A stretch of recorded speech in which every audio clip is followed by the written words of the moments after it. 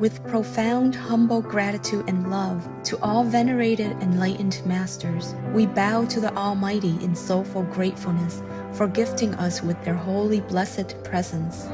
May all beings be awakened by their divine grace. Part 1 of 4.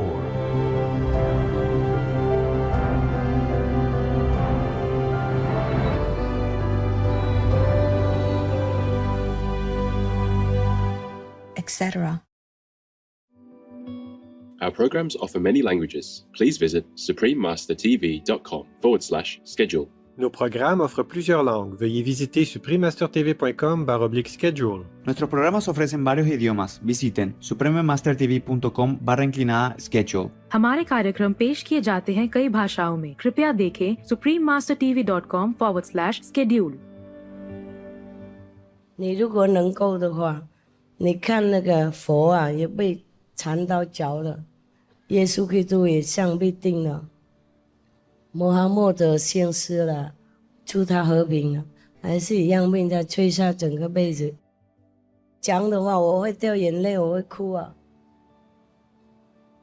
好多的名士都被杀很惨了，不是用刀割就很快而已。有一次我跑累了，就跟他们说：“哎呀，死就死嘛，算了，我累了，我不跑了。”他说：“不行，不行。”我说：“怎么不行？”他说：“世界还需要你。”那我就听下来，听这样，我还是打包走了。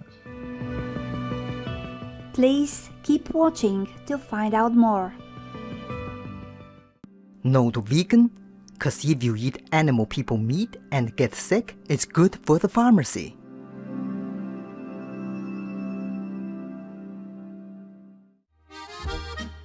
Supreme Master Ching Hai's lectures are not a complete meditation instruction. Please do not try alone. For free of charge guidance, please visit godsdirectcontact.org or contact any of our centers near you.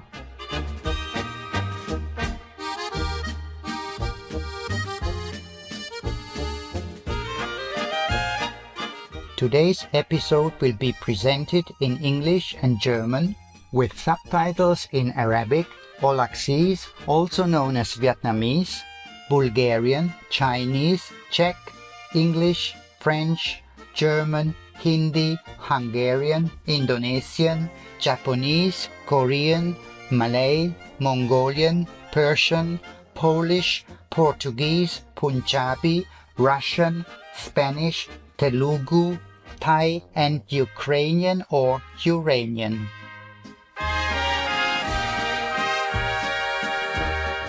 Wenn Ihre österreichischen Kollegen verkünden, dass Sie Veganer werden, können Sie mit Leiwand antworten, was auf Österreichisch fantastisch heißt. Ich heiße Maximilian.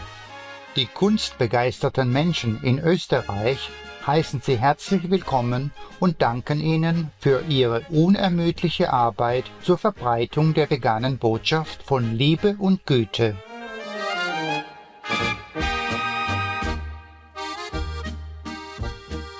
Österreich ist ein mitteleuropäisches Land, das für seine majestätischen Alpen, klaren Bäche und grünen Täler bekannt ist. Mit 6 Nationalparks, 12 UNESCO-Weltkulturerbestätten und unzähligen Märchenschlössern ist Österreich ein Land, in dem die Gaben der Natur und die Geschichte geschätzt werden.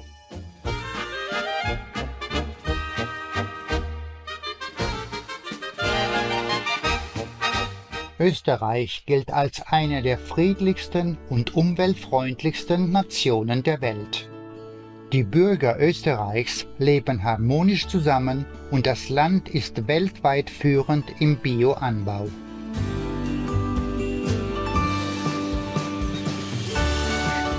Die nationale Regierung hat hohe Standards für die biologische Lebensmittelproduktion festgelegt und unterstützt die Biobauern aktiv.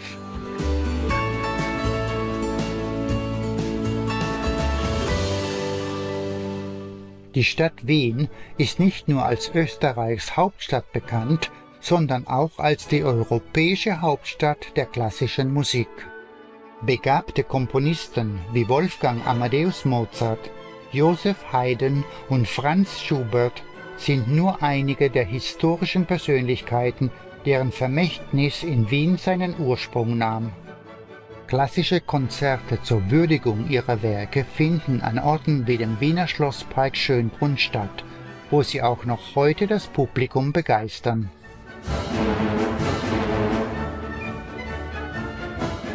Neben der Musik zelebrieren die Österreicher viele andere Formen des kreativen Ausdrucks. Architektur als Kunst zeigt sich in der Gestaltung herausragender moderner Gebäude. Während Swarovski-Kristalle, eine österreichische Kreation in der 5. Generation, nach wie vor durch ihre einzigartige Schönheit beeindrucken. Was für eine wunderbare Zeit wir auf unserer Reise durch das wunderbare Österreich mit Ihnen doch hatten, energiegeladene Zuschauer. Mögen Sie sich immer Zeit nehmen, um zu meditieren und Zugang zu der ewigen Liebe und dem Frieden in sich zu finden.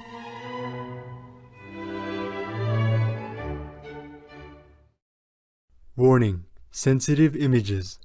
A barrage of missile and drone strikes on Ukrainian cities. We're seeing a pattern of deliberate attacks against civilians. The images are so stark, it's so clear that his troops are running amok, terrorizing the civilian population within Ukraine.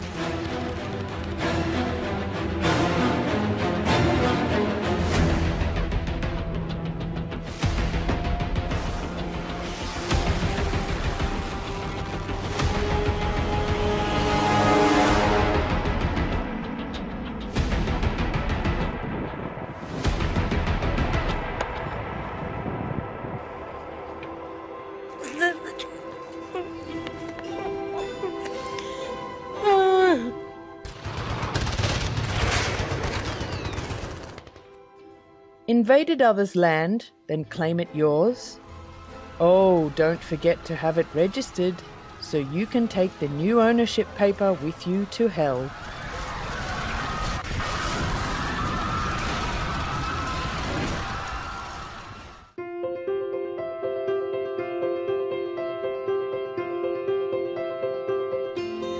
Seit Jahrzehnten erleuchtet die höchste Meisterin Qinghai, Veganerin, unsere Welt mit ihren göttlichen Lehren.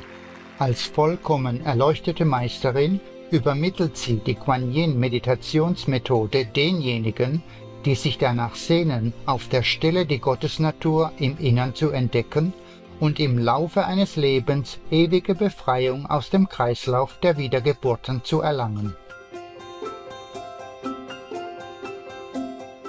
Die Guanyin-Methode wurde von allen erleuchteten Meistern praktiziert, etwa von dem von aller Welt verehrten Shakyamuni Buddha, Veganer, dem verehrten Sohn Gottes Jesus Christus, Vegetarier, dem verehrten Meister und Philosophen Konfuzius, Vegetarier, dem verehrten Lord Krishna, Vegetarier, dem verehrten Meister und Philosophen Lao Tzu, Veganer, dem verehrten Lord Mahavira, Veganer, dem geliebten Propheten Mohammed, Vegetarier, Friede sei mit ihm, Sri Guru Nanak Dev Ji, Vegetarier und vielen mehr.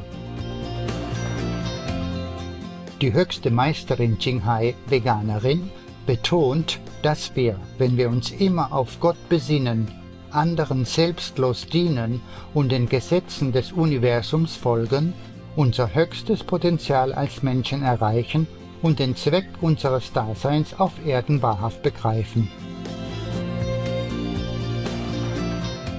Als herausragendes, lebendes Beispiel für Mitgefühl schickt sie liebevoll und regelmäßig materielle und finanzielle Unterstützung an Flüchtlinge, Obdachlose, Opfer von Naturkatastrophen und an andere Hilfsbedürftige.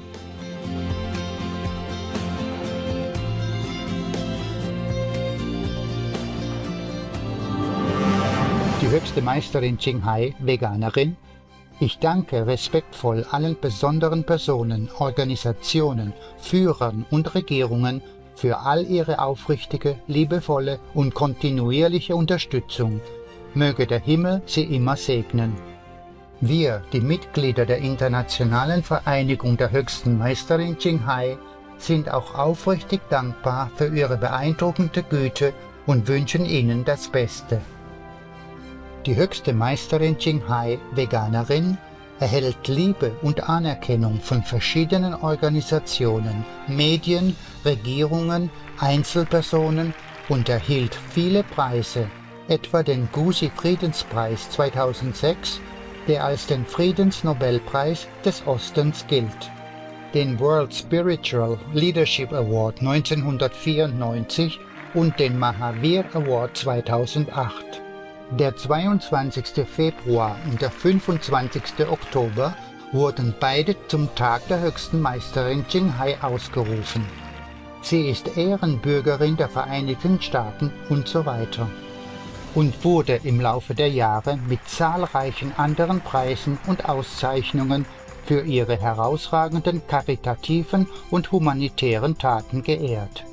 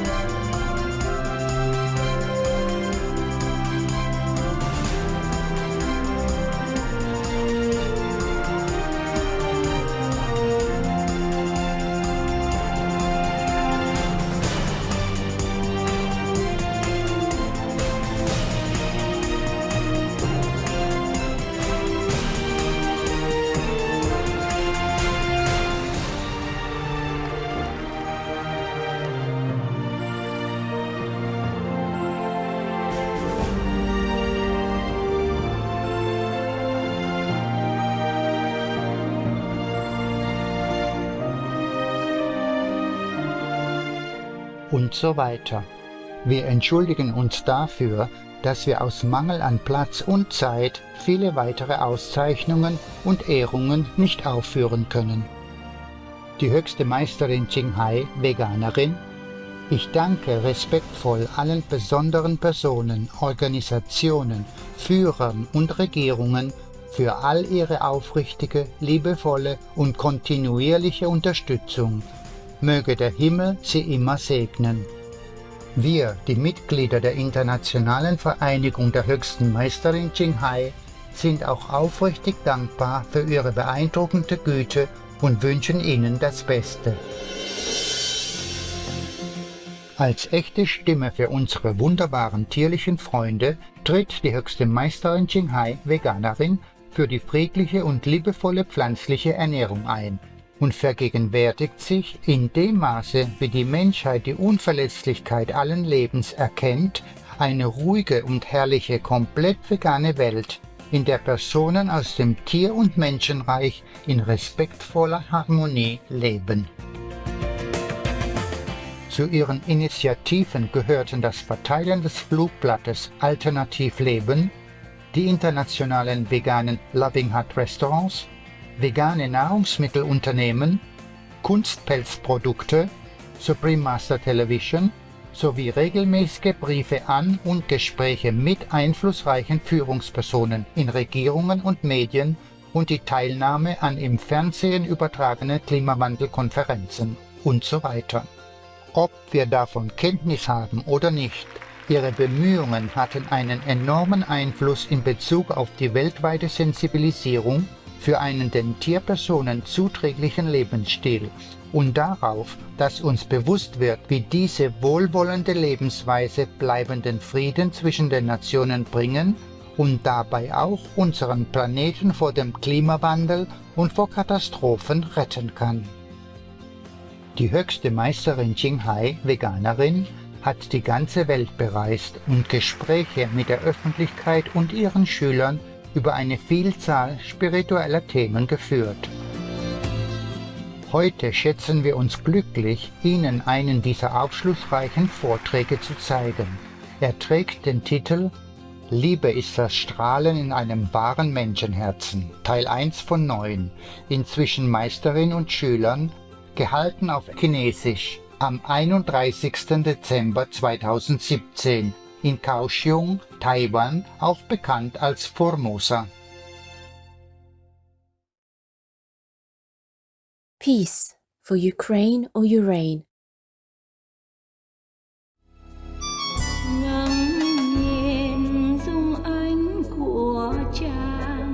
Ai hay ta đã cách ngàn dặm xa, chàng ơi đã có cùng ta vòng tay một thuở thân ngà ấp yêu. 就是我不忍心了，没办法拒绝，我没有办法拒绝我自己那个心了。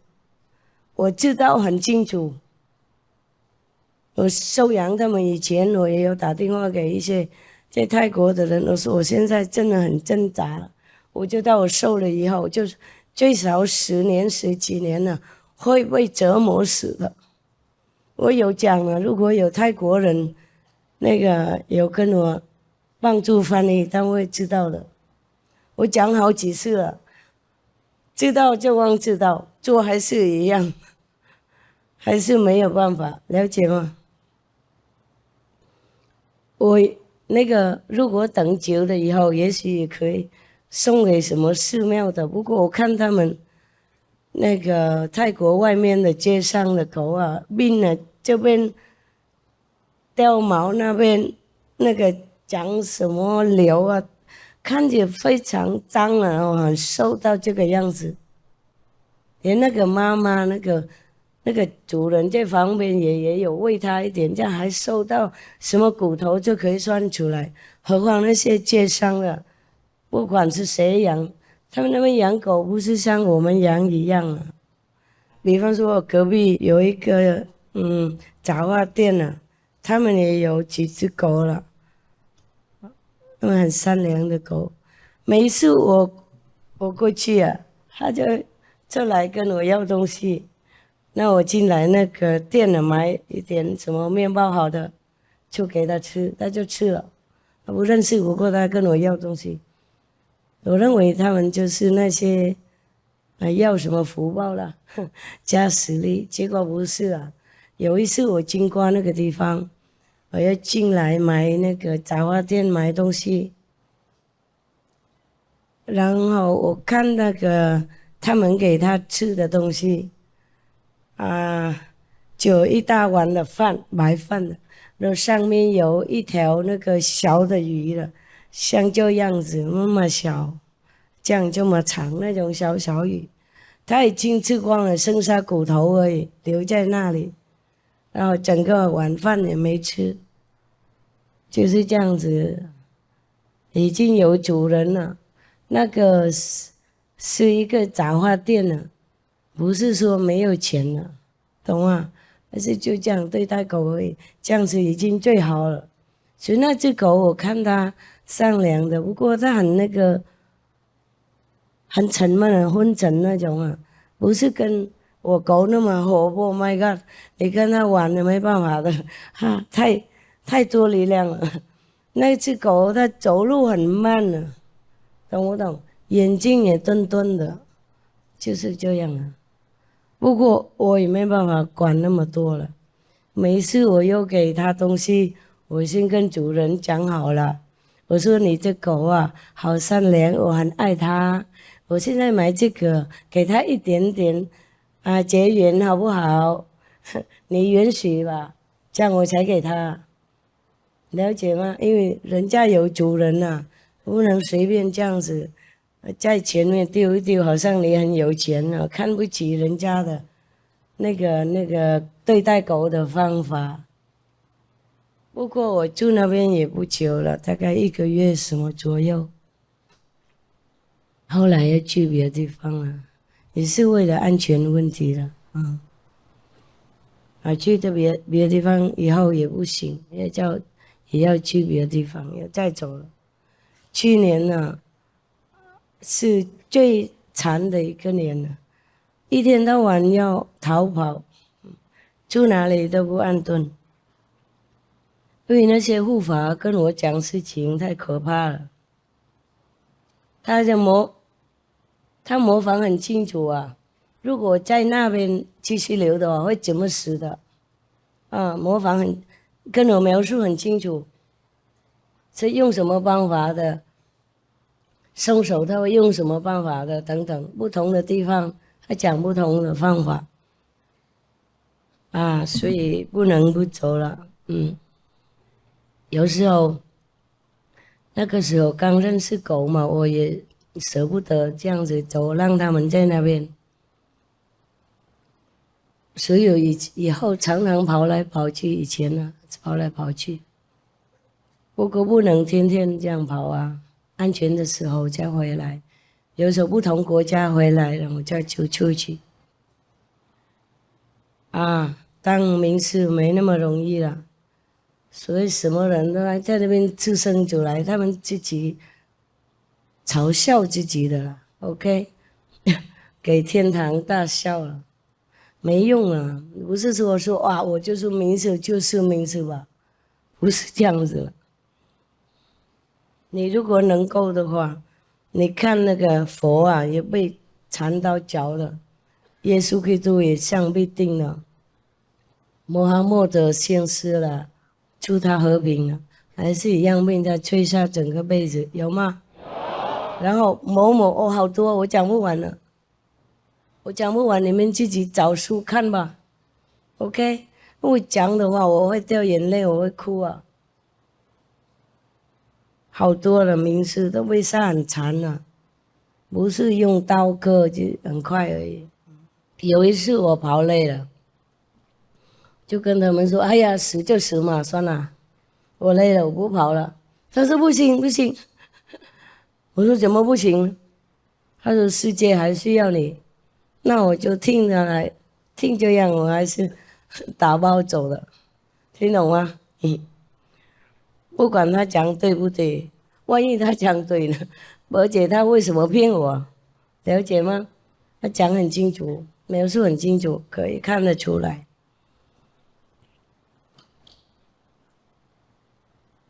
然后也不是一个天神讲了很多的，懂不懂？因为有时候他一个讲不听，我不听了，我太忙了，然后就不听。等一下另外要来，还跟我说一样的，然后另外一个也要来跟我说一样，到我走为止不然他不让我睡觉，不让我打坐，吃饭他也来吵，说你要走了打坐他也来吵。这个吵不是像那种大红钟那个吵了，他吵你没办法不听的，没办法听不到的。你们记得的故事师傅说我睡在一个寺庙的很大红钟旁边，有没有？一照起来呢，整个村也会听得到，2、3个隔壁村也听到，有没有？跟道场的钟一样嘛。我也听不到的，懂吗？然后人家敲门很大声，好几次我也听不到。不过那边那个天神讲的时候，你没办法不听。隔壁，比方说有一个人睡在我旁边，我是坐在我旁边，他听不到的。不过我不能不听，我不能听不到。这奇怪的，这声音很小了。比方说跟你那个闹钟一样，那么最大是这样而已。然后平常都是小小的，跟那种比较吵的音乐一样，不然的话传真机那种一样，懂不懂？不过你不能不听呢，奇怪了，我马上就起来了啊，然后就听他们传信了。传信不是说用口传的，我还是要起来查查看的，像 email 一样，有没有 email？ 你拿到 email， 它会有一种声音给你，知道吗？啊，不过你还要自己出来，那个按这个按那个钮啊，查查看啊，是要写什么东西，类似的，就是他们上面比较文明啊，我用机器啊，然后我这边当然没有机器啊，是用那边查的。我外面不知道那些 email 什么的，那边很清楚，因为我们这专门用这些了。外面 email 我很懒得学了。喝这个以后就不用吃饭了，喝2-3个这样子就饱死了。这是最后一个我试看看了。3个医生了，如果这个不好的话，我就算了，不要再吃任何药了。我肚子差一点变成药房了，懂吗？好多，现在还有很多放在里面。我吃太多不舒服，这个是最后的啊。如果没效的话，我就不管它了。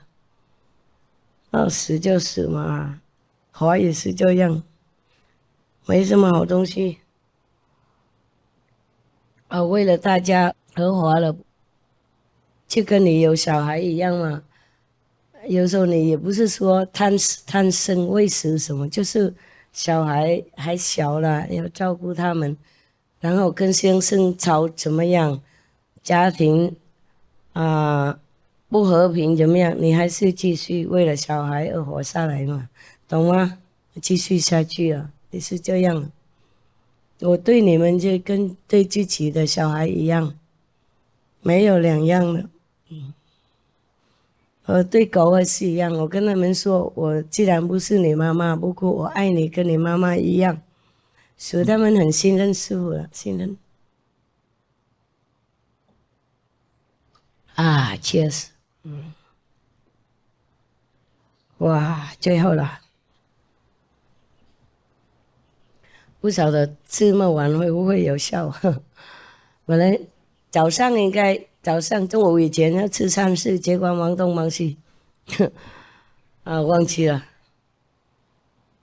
是有3点了，快3点了，不可能了。是的，这个本来是下午的，是第2餐的，结果这个早上还没吃完。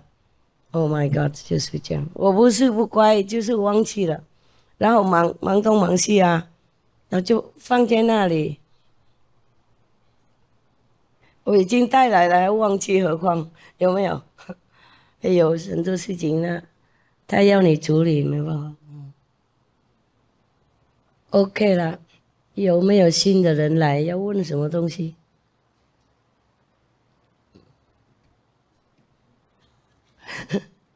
在那边什么都会有了，有回答了，说。就是请师父帮我们跟师父通道连线。你为什么不连？线断了。为什么断？原因？为什么断掉？西湖道场把我们断掉的，没有原因。不可能的。9年半了。大概你给人家摸到，或是相信别人，或是相信那些说他已经上师父，然后没有等等，或是吃不对的东西，没有。我怎么能够证明呢？我带着证明过来的。带什么证明？写信给他们，他们不理我们。给谁？西湖道场。写信给什么做什么？要求跟他们连线，他们把师父所有的消息给我断掉了，我就靠无上师电视台，我们一起跟着这个电视台修行，很伤心，很伤心，师父。好，不会的，不会断掉的，我们内线不会断，外面断没关系 ，OK？ 因为你大概写太多啊，他们不想回答 ，OK？ 好了，谢谢。内线不会断的，就外线不要写那么多啰嗦干什么？那边都有答案 ，OK？ 你专心就会拿到答案了。谢谢。最安全就是那边沟通，不要外面，不管他 ，OK？ 好。还有什么人内线断掉吗？我们那边都沟通不会断的了，除了你们跟师父断。比方说，你们认为某某人真的是已经得到了，然后来给他摸头摸脚什么呢？给他听啊，来给他听经什么的，跟他沟通了，懂不懂？那师父觉得，那你不需要我就离开了，哪有人不欢迎也要又急着进来呢？很多人呢，大陆跟师父抱怨说，被那个某某的永久什么师父摸到，然后就没光了。我说你自己家的事情，我也不管他了。我已经讲过不要给别人摸嘛，是吗？有一个师父要专心跟他修行就行了。那你不听话的话，那怎么办呢？我不能勉强 ，OK？ 不能勉强。跟师父很诚心修行，有时候还被调来调去，何况呢？何况自己调呢？何况自己不想跟着他，那走别路当然看不到啊！我就去北方，你去南方啊，我怎么强迫你回来？也不要在那边等你啊！还有别人又跟着 ，OK 哈？我从来不会骗你们，说你们不要骗我了，我要去找别的什么名事啊，然后什么都失掉了，那个新印心的人可以来坐在中间这里好了，在这个中间走廊这边，然后等一下要出来的时候，他们先出来让路 ，OK？ 多少人呢？如果行就给到前面这边坐好了，来，让他前面这边有一点空间。有一些从那边进来，有一些从这边进去。OK， 欢迎哈。都好吗？OK。中文 Vietnamese. How many Vietnamese today got initiated? New ones? No, not you, the new ones. Xin à, mấy người mới truyền tâm ấn, giơ tay coi. Mấy người Việt Nam mới truyền tâm ấn đó. Ok, rồi. Bây giờ nghe bằng tiếng gì? Tiếng Việt hả? Không có cái đây hả? Người nào có cái máy thì đưa lên. Nghe. Chứ tôi ngồi đây không có nói 3-4 thứ tiếng được. Đó, khang tiếng hết rồi. Thôi không sao đâu, không có gì. Ok, ngồi dòm chút được rồi hả? Thấy không? Còn ở lại không? Còn ở lại. Người nào bữa nay về hả? Hả? Có người nào bữa nay truyền tâm ấn xong đi về liền hả? Ở đây còn lâu. Ok rồi. Người nào không có máy thì giơ tay lên, người ta đem lại cho. Okay, because of the new people, I have to stay for a few minutes. Okay, you guys, good, yeah. I will sit here and meditate with you for a while, and then we will go. 我在这边跟你们坐一坐，然后我要走了啊。我有工作，很多工作要做，坐下，打坐。nhắm mắt lại ngồi thiền. What did I say before? Lacking love in your heart results in many different things, many wrongdoings in your life. Because love is beacon light of a true human heart. If you don't have that, it's like you're groping around in darkness. So of course, you will stumble and fall often.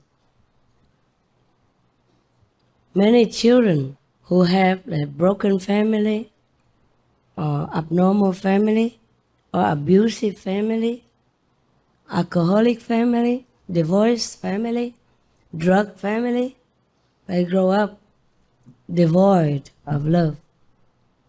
And many have become bad elements of society.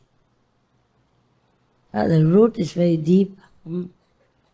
When you were young, if you didn't have any good example to follow, a good like anchor for you to hold on to, then you just drift around and then you just park anywhere, any dark water, any dangerous area of the sea, and you don't know how to control it.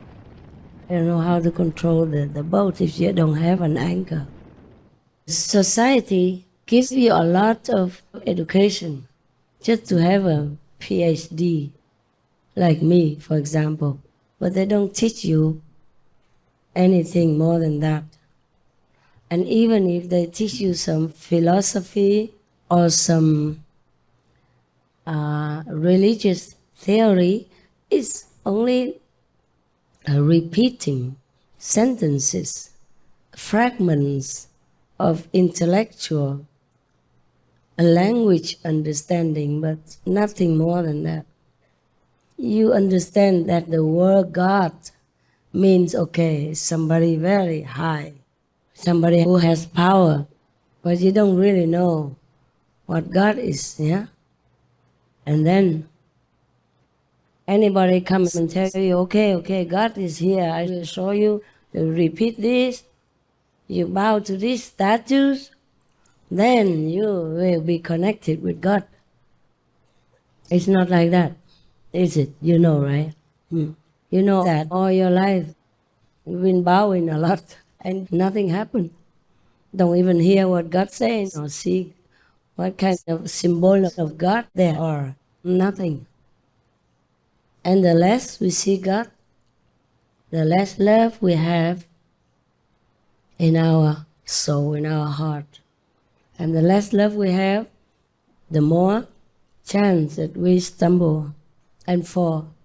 And then society will catch us and put us somewhere dark, confined, devoid of more love, even less love than before. Then people begin to get angry, at society, and then even if after prison term they come out, they never repent. They go back and revenge, make it worse than before, because they had lost faith in humans. Whatever faith he or she had in God before is probably lost already. That's why I feel sorry for humans. Because I also have to take up this body to understand humans, believe me. How can a rich person who lives in a palace every day, every night, and has everything he needs, understand a homeless man on the street? Maybe he understands the concept, but he doesn't know the true meaning of homelessness. He has never been homeless. He has never had to sleep on the cold concrete in a deserted corner of the town where everybody else either shuns you, avoids you, or abuses you, or makes trouble for you. For the king, it's very difficult to understand that, or for the rich man, difficult to understand that. So I was very happy to learn that many of the billionaires of our time had put money together or have dedicated part of their money, a big part of their money, or half of their possessions in order to help others. Yes. But he does that because he has money. It's not necessarily that all of them, the donors, understand the suffering of the victims of the person he wants to help. But if he helps, that's enough already. It's very good. We don't expect him to go out or to sleep on the street in the cold night without a blanket, without a lot of clothes, in order to understand the homeless. We don't expect that. If he helps, because somebody else told him that homeless people suffer. They get cold, they get sick, nobody takes care of them, no medicine, no food. They understand that concept somehow, then it's already very good. And then they begin to help, with whatever they have. Because let's face it, they have so much money, easily earned. If they die, they can't take it with them. Even if their children inherit all that money, what would they do with it? Many people become drug addicts, alcoholics, because they have too much money, and then they have whatever they want, and they get bored. So sometimes they try drugs, they try alcohol, then they get hooked on it. And then they get more depressed and more bored, and more drinking, more smoking, more drugging, and then their lives ruined. Yeah. It's like that. The poor people are difficult to get addicted. They don't have money to buy to begin with. And the drug people, they also want to make money. They don't go to seduce the poor children. Yeah. Therefore, being poor is not always the worst situation, but being rich maybe. Maybe you have to watch it, because you never know who your friends are, right? You never know. Everybody comes, talks sweet to you, and then you fall into their trap. And when you trust them, they lure you into some kind of dark life, low life that you never dreamed you would have fallen into. So if you have money, I advise you, give it away. Give some away at least. Give it to some charitable organization that you trust. Or go out, give to the poor people who you yourself believe really need. Or hire somebody to come with you, buy things to help the poor people. Help the people who need medicine. So if you have money, I advise you, give it away. Give some away at least. Give it to some charitable organization that you trust. Or go out, give to the poor people who you yourself believe really need.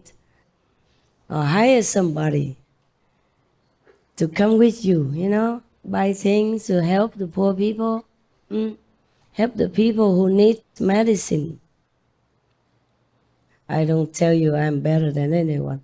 The medicine, I complain, terrible. Yeah. Sometimes I scold myself. Imagine many people would die to get my medicine. If they could, but they don't have a chance to get it. Even how bitter it is, if it cures the disease, they would be willing to take that bitter pill immediately. And here I am with so many doctors taking care of me. And I say, oh, this medicine is too bitter. I don't like it. I say that, but I still take it. I should be more grateful. And I know that also. But of course I'm grateful. I thank them, of course. But when it touches my tongue and I forget, I forget that other people suffer and don't have the chance to take medicine the way I do. They don't even see a doctor in their whole life. You see? Of course, when I have time, I reflect on that and I change. It's just the human mind that reacts that way, yeah? But that doesn't mean that I don't know it's bad, okay? Yeah, you did that to me many times, all of you, so I vent it sometimes. So you get the same pill. See that? Huh? Everybody comes to me and tell me about their problems. How about my problems, huh? I also have the same human body, yeah? Okay? I have a lot of lousy helpers. Don't complain to me about your husband and wife. You chose your husband. You chose your wife. If you have problems, it's not my problem. Got that? Huh? So I also told you I'm stupid. I chose this job. And I work overtime. I overdo my job. If I just did like those gurus, famous gurus, I go very high. They have higher, much higher days. They say a few words or something and that's it. You don't have a chance to see them. Not so close. Maybe some, I don't know. Mostly not. Huh? Okay. Every Sunday, go to a big temple. Yeah, built with precious substances. And I'm living in a little wooden house and very grateful already. I keep thanking Cao Sung many times because that house is built the way I like. It's just logically useful, It's nothing to be envied, just a wooden house, okay? And the ants profited from that many times, more than I did. I just came and lived here this is the second time or third time. I don't know for how long. This time is longer than last, up to now, but mostly the ants eat it. And then they have to build it again, because they did not protect the wood very well last time. In the beginning, they say they built only a small room, one room, with a little kitchen. And later the ants helped them to demolish it. And then they built again, and it began to get a little bigger. I guess Cao Sung learned their lesson. If you build 3 rooms, and if the ants eat 1 room, master still has 2 rooms. In case, and if the ants eat again another room, she still has a roof over her head until we think of how to deal with it. I guess they learn very fast. And they gave me everything I need, unconditionally. You have to know that. Because I didn't even dream that I'd come here. I have Sihu, and I have Europe. I have places everywhere before. I can have any house until the disciples come. And then I won't have it. Either they take it over for me, or something happens because of their karma, then I have to leave anyway. So I'm lucky to have any house that I don't have to take care of. They built it for me already, I think 19 years ago, right? 高雄19年以前盖这个房子是吗？19年和19年？没人知道。I haven't been here because I often go to Sihu's group meditation. I don't go to different small groups like in the beginning of my mission. So the ants demolish it and they build again, a little bigger. I have one kitchen, and the kitchen is very tight, It's like a corridor, and they put a gas stove over it, and you can just stand there, turn around, and go straight to the other room. You got that? Well, it's enough. Normally, I don't cook a lot anyway. If I'm alone, I just cook like one pot of rice and leave it there. Make a chap suey or something and eat it for many days. Or a soup. It depends on what I have. Or just brown rice, sesame, and fruit, if I have. If I don't have fruit, I don't eat fruit either. What you don't have? You just? What? Don't eat. Correct. How do you know? How do you know everything? Whatever I have, I use. If I don't have, I don't use. That's very wise, no? Huh? What do you think? Yes. I'm worthy of being your master, no? Correct? Yes. They don't know language. A channel? What channel? For the Vietnamese? 104.1. 104 and 0.1. Oh God. All right. 104.1. Hiểu chưa? Hiểu không? Biểu rồi học tiếng Anh không chịu học. Hả? I told every one of you more than 10 years ago, learn English. No? No, nobody learned. Too busy getting married, making children, and earning money. Don't care what master says. It doesn't matter. English is so easy to learn, more easy than even your own language. I don't see any other language more easy than English. Very simple. And I don't speak like high level English. I speak very plain English so that everyone understands. The same in Vietnamese, the same in Chinese. Even in my poetry, I don't try to make it flowery so that people think I am educated. I make poetry that goes straight to the heart when you listen. I don't make it for show. I explain the heart's feeling to another person's heart's feeling. So it's very simple. Simple language, like simple life, is the best. Because sometimes you read a book, a philosophical book or something, you read the whole page and you don't understand what it is getting at. Yeah, it's like that. They talk a lot. I don't know how they can write so many words for nothing. Wasting time to think, to write it down, wasting people's time to print it. But there's one good point about that. At least to give employment to the printing company and the bookshop. And it helps some people who have nothing better to do. They read that book again and again, passing the time. It's helpful in some way. Sorry, I take back my criticism before. It's helpful.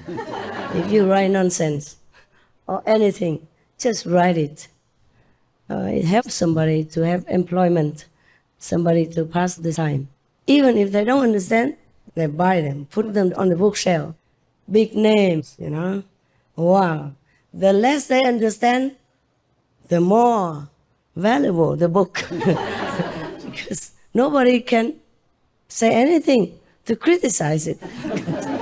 Nobody understands anything about it. So it must be something extraordinary. That means it's absolutely outside of humans' understanding. So it's something very special.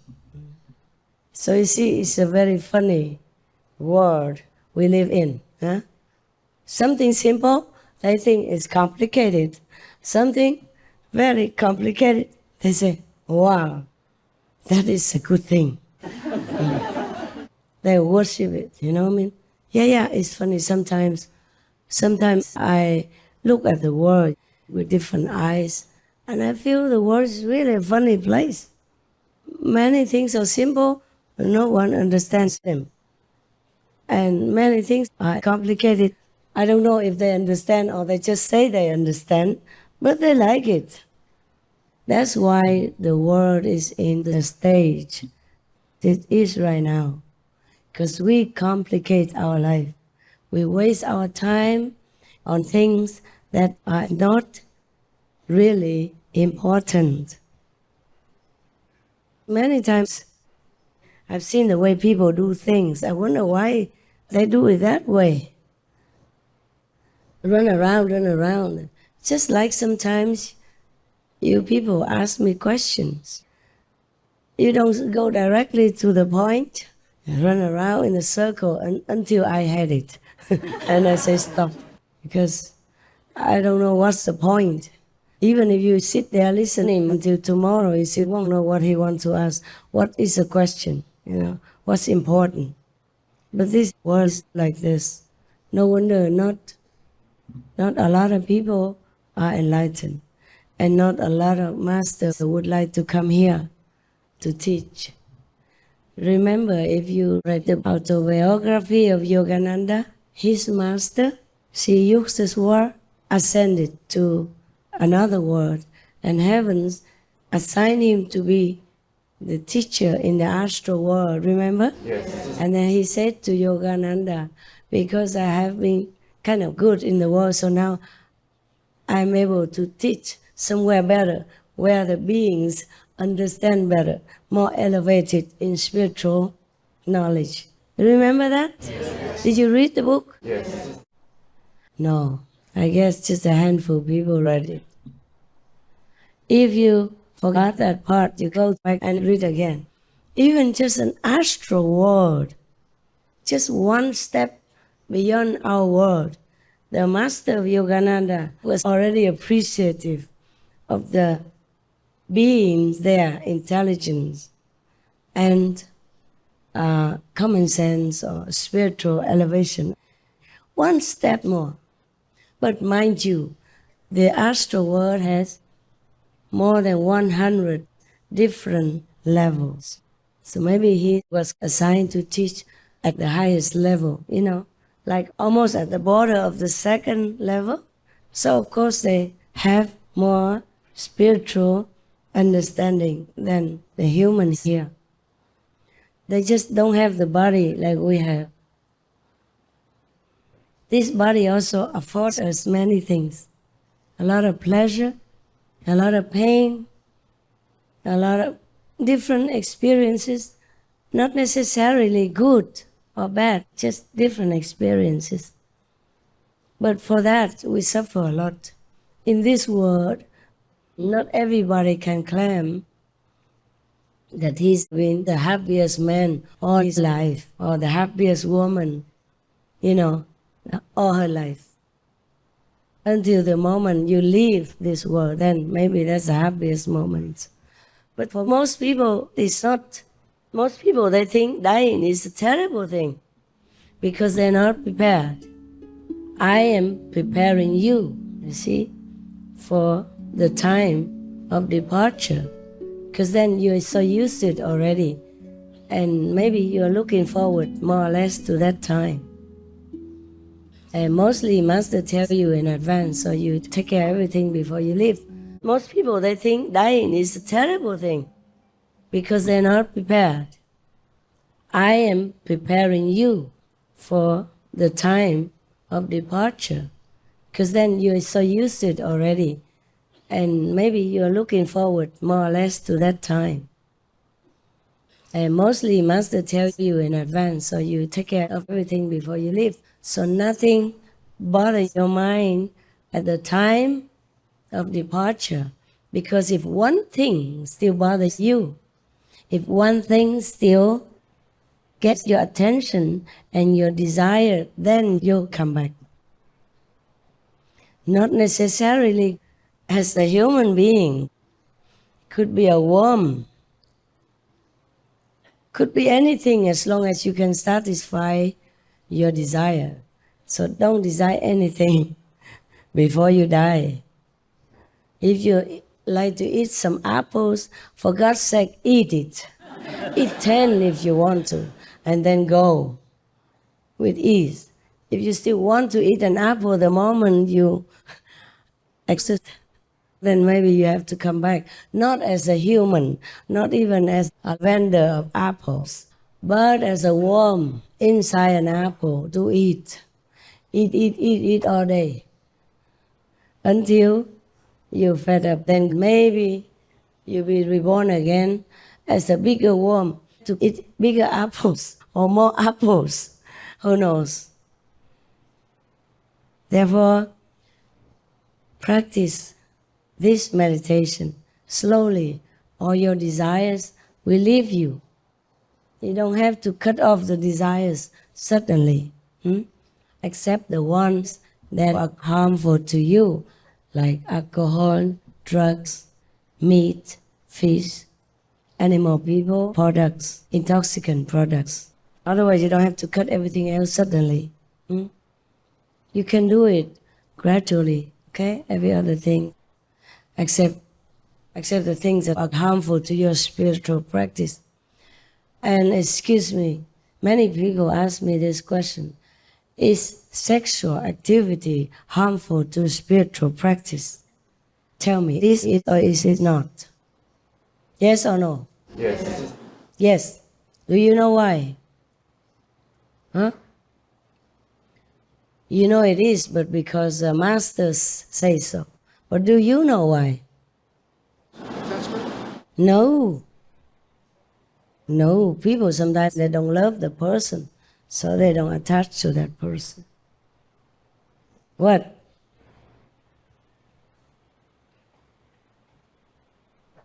Nobody knows yet? Okay. That action, that activity stops the flow of the spiritual influx, okay? And channels it out instead of keeping it inside. Got that? The moment something comes out of your body, in that moment, some of your spiritual influx is stopped, obstructed right there, and go out with it. Got that? So many saintly people, they are not married. They don't get married. Or they married before being a master, and then they gradually quit. Understand?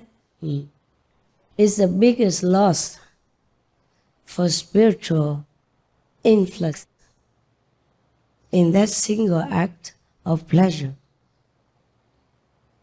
But don't fear a lot, because if you married, mostly after a long time, this kind of sexual desire wears off. So St. Paul in the Bible, he say it's better to be single, like me, meaning him. But if you cannot, then okay, you get married. But temper your desire. Yeah.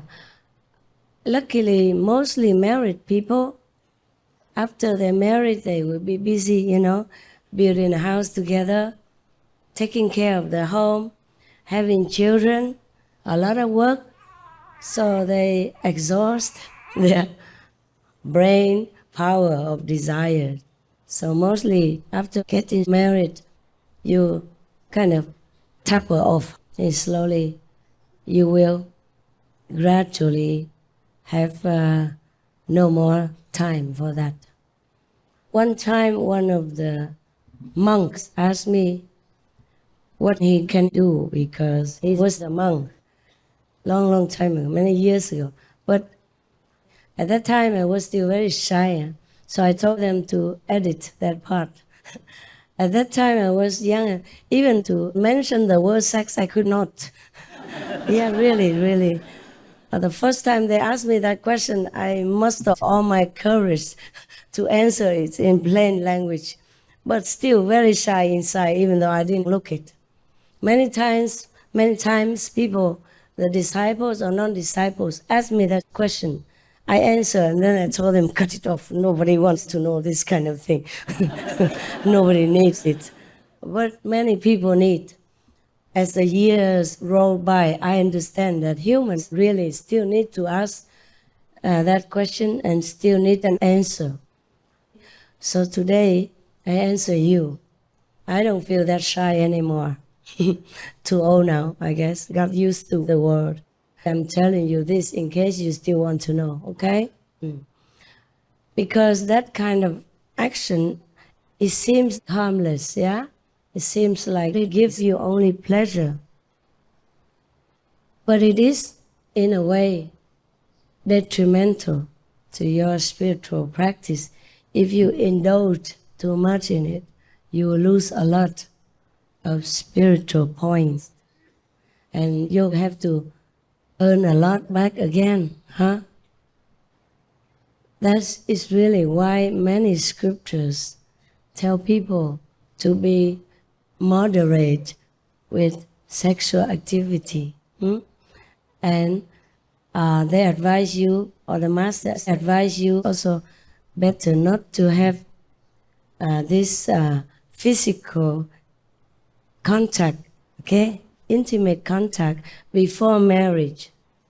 Like that, you're stuck with your partner no matter what. And then you will be learning to help each other more and be more friends. That because you don't have any choice, any other thing to compare with, better or worse, good or not good. You just stuck together, and that's good for you. If you have good intimacy with your partner, well, okay, enjoy it while it lasts. If you don't, even better for you. You see what I mean? That's why they advise you not to have physical, intimate contact with your partner before marriage. Well, of course, I didn't know all that. Please don't think I knew all that before, okay?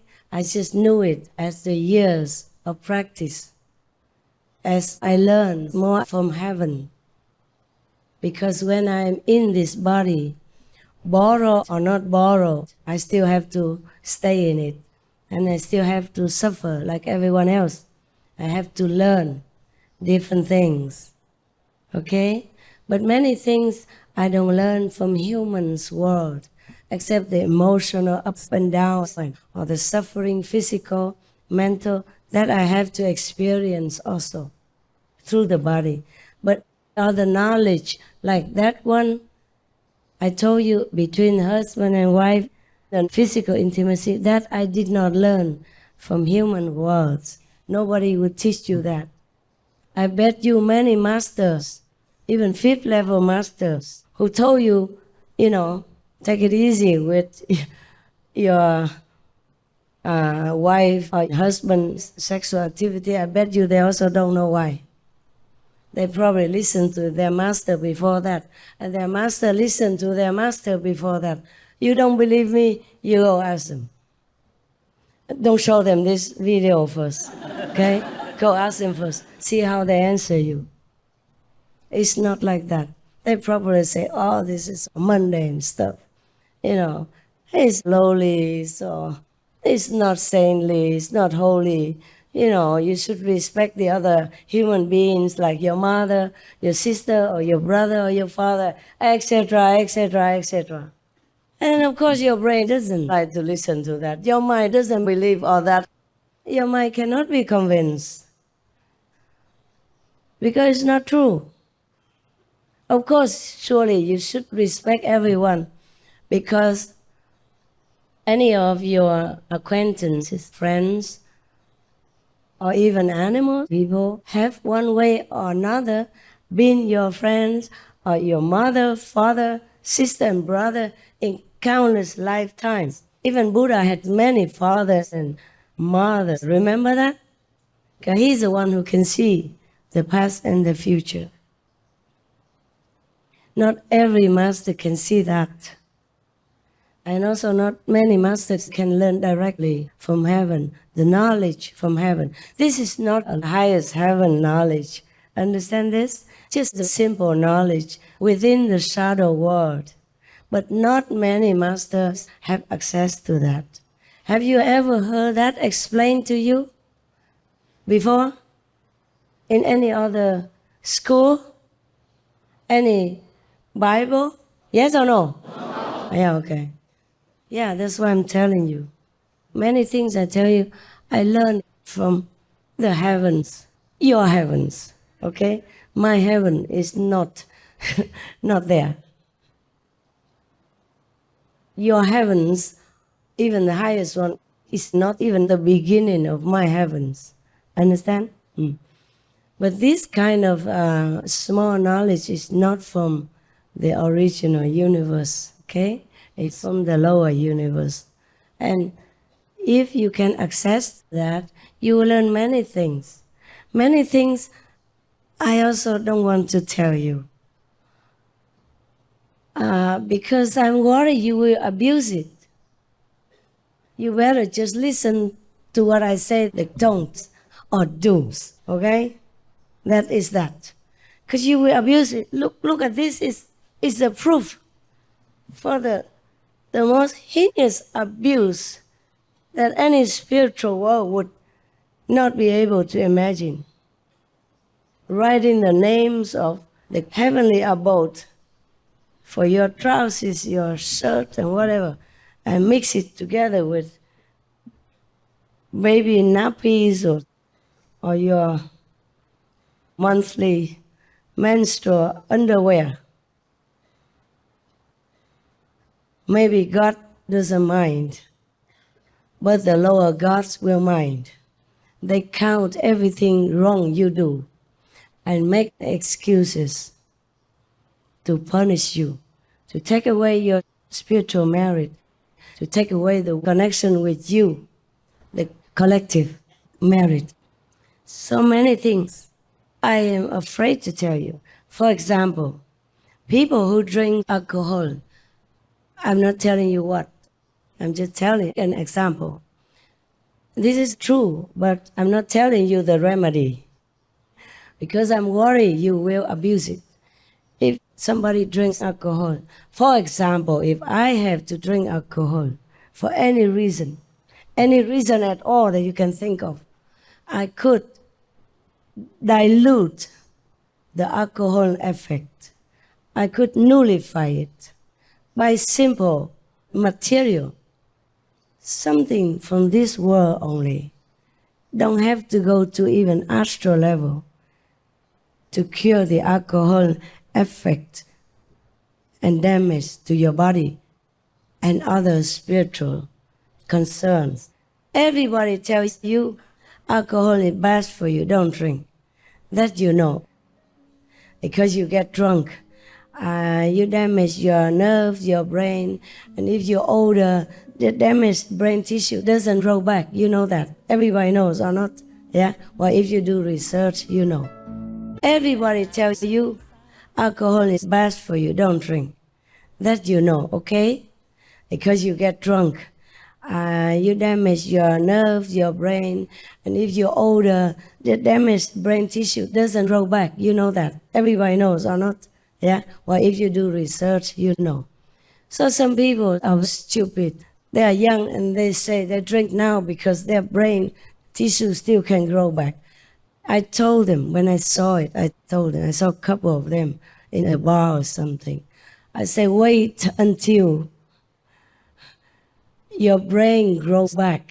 You are already addicted and you can't change. And you're just falling through the pit, going this way down all the time. Because he thinks he's young, he can drink it now, enjoy, and then he'll quit later when he's older, when his brain tissue has no chance to renew itself. But by that time, he's stuck already, no? Everybody understands, right? Yes. Cigarettes, alcohol, drugs, stick with you all your life and just get worse all the time. The more you drink, the more you want. The more you take drugs, the more you crave. The more you smoke, the less you can quit. So many young people are being cheated into this situation. But as I told you before, people are craving for love. And because of a lack of love within themselves and without themselves, people do many wrong things. And children nowadays don't have enough good guidance, don't have enough good examples from adults to follow and to anchor themselves in good behavior or good practice or good knowledge. Yeah? Now, I want to tell you one more thing about alcohol. Alcohol not only damages your tissues of the brain, not only damages your heart or your blood vessels, your body functions in general. Not only that. Guess what else alcohol can ruin? Tell me. Social behavior, family? Huh? Louder. The soul? Spiritual? Spiritual what? Spiritual life? What? Connection? Okay, that also. But if you retard it in some way, then everything else follows and falls down with you. You don't think of spiritual practice anymore. But the most striking and easy, the lowest one that they can damage in you, besides the body, is your psychic power. If you had psychic power before, for example, if you can know the past, the present, or you can see something in people, or you can read their minds or something like that, or you can guess if that person is going to harm you or not harm you, it will be ruined. You will not be able to feel that anymore if you keep drinking alcohol. Your psychic power will be ruined, will be damaged, will be taken away from you. So your intuition will be, I'll say, blinded. It's like a person who has eyes and slowly or quickly his or her eyes are taken away. Either gradually or immediately, it depends on how weak his eyes already are. So if you don't have big psychic power, then immediately you have none. You have very little, then it will be cut off right away. The first moment your lips touch alcohol. If you have a lot of psychic power due to your maybe previous practice, or you were born from a little higher level before this world, then it will be also taken away some or completely. It depends on how much you drink. So many masters don't explain this to you. Everybody just repeats from each other saying, okay, alcohol is bad for you, okay, and waste your money, damages your body, ruin your brain power, tissues, damage, all that. And social behavior, spiritually not a good connection, but it's just a very vague explanation. Of course, if you drink alcohol, anybody knows this doesn't agree with spiritual practice, no? Yeah. Then it's easy to guess that. But really, it damages many things. Psychic power you need. You need. Your intuition is your guardian. It will tell you about danger ahead, even though you don't even know why you suddenly don't want to drive there. Or suddenly you want to check your car exhaust. Suddenly you want to check the brakes, even though you have just had them repaired. Suddenly you don't want to talk to that person anymore. Suddenly you don't want to contact this and that person. This is your intuition voice guiding you in your life, especially after initiation and taking the 5 precepts. Your intuition is getting sharper and sharper all the time to protect you. And this intuition is also necessary so that heaven can contact you. It's like a channel for protection, for a message. You see, even sometimes the angels want to tell you things, but you're blocked because of alcohol and drugs. So the channel is blocked. Even if the channel is not blocked, you don't understand a thing that they're saying. Your intuition doesn't get it. Yeah. Even myself, sometimes heaven gives me some messages. I have to take time, quiet down, and to sort it out, okay, the email. But it is because I have psychic power. If that is damaged, I could never. I bet you many of the masters in the past have been killed or tortured, including myself in my past lives, because they had not enough psychic power, not enough intuitive power to connect with heaven, to hear their warnings, to receive the messages of warnings. Many times I did not, and I ran into trouble. Many times I didn't sort out the messages on time. I ran into trouble. Well, luckily, Those many times were not that life-threatening. Otherwise, I would not be sitting here. So even if you have psychic power, before I could contact heaven, I just knew something, but I didn't even know who gave it to me. Nowadays, I know which God, from which region of the original and beyond, give me that message. So I asked that God directly. It's better than sorting it out myself. But even then, sometimes, because of the karma, not my karma, other people's karma, it even blurs it out, and it takes me some really good time to get connected again with this God to us. But I have other information sources. If I couldn't contact that higher possible God, in my journey at that time, I don't mean the highest, meaning God Almighty yet, okay? The highest that I can contact at this time, beyond your skill. Then I could ask a lower God.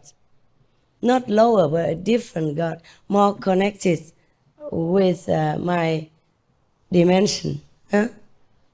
Yeah, when I can. But last time I told you I lost 62% spiritual power. Oh, that was really, really almost like hell, I tell you. I could not contact anyone. Could not. Not even the lower God.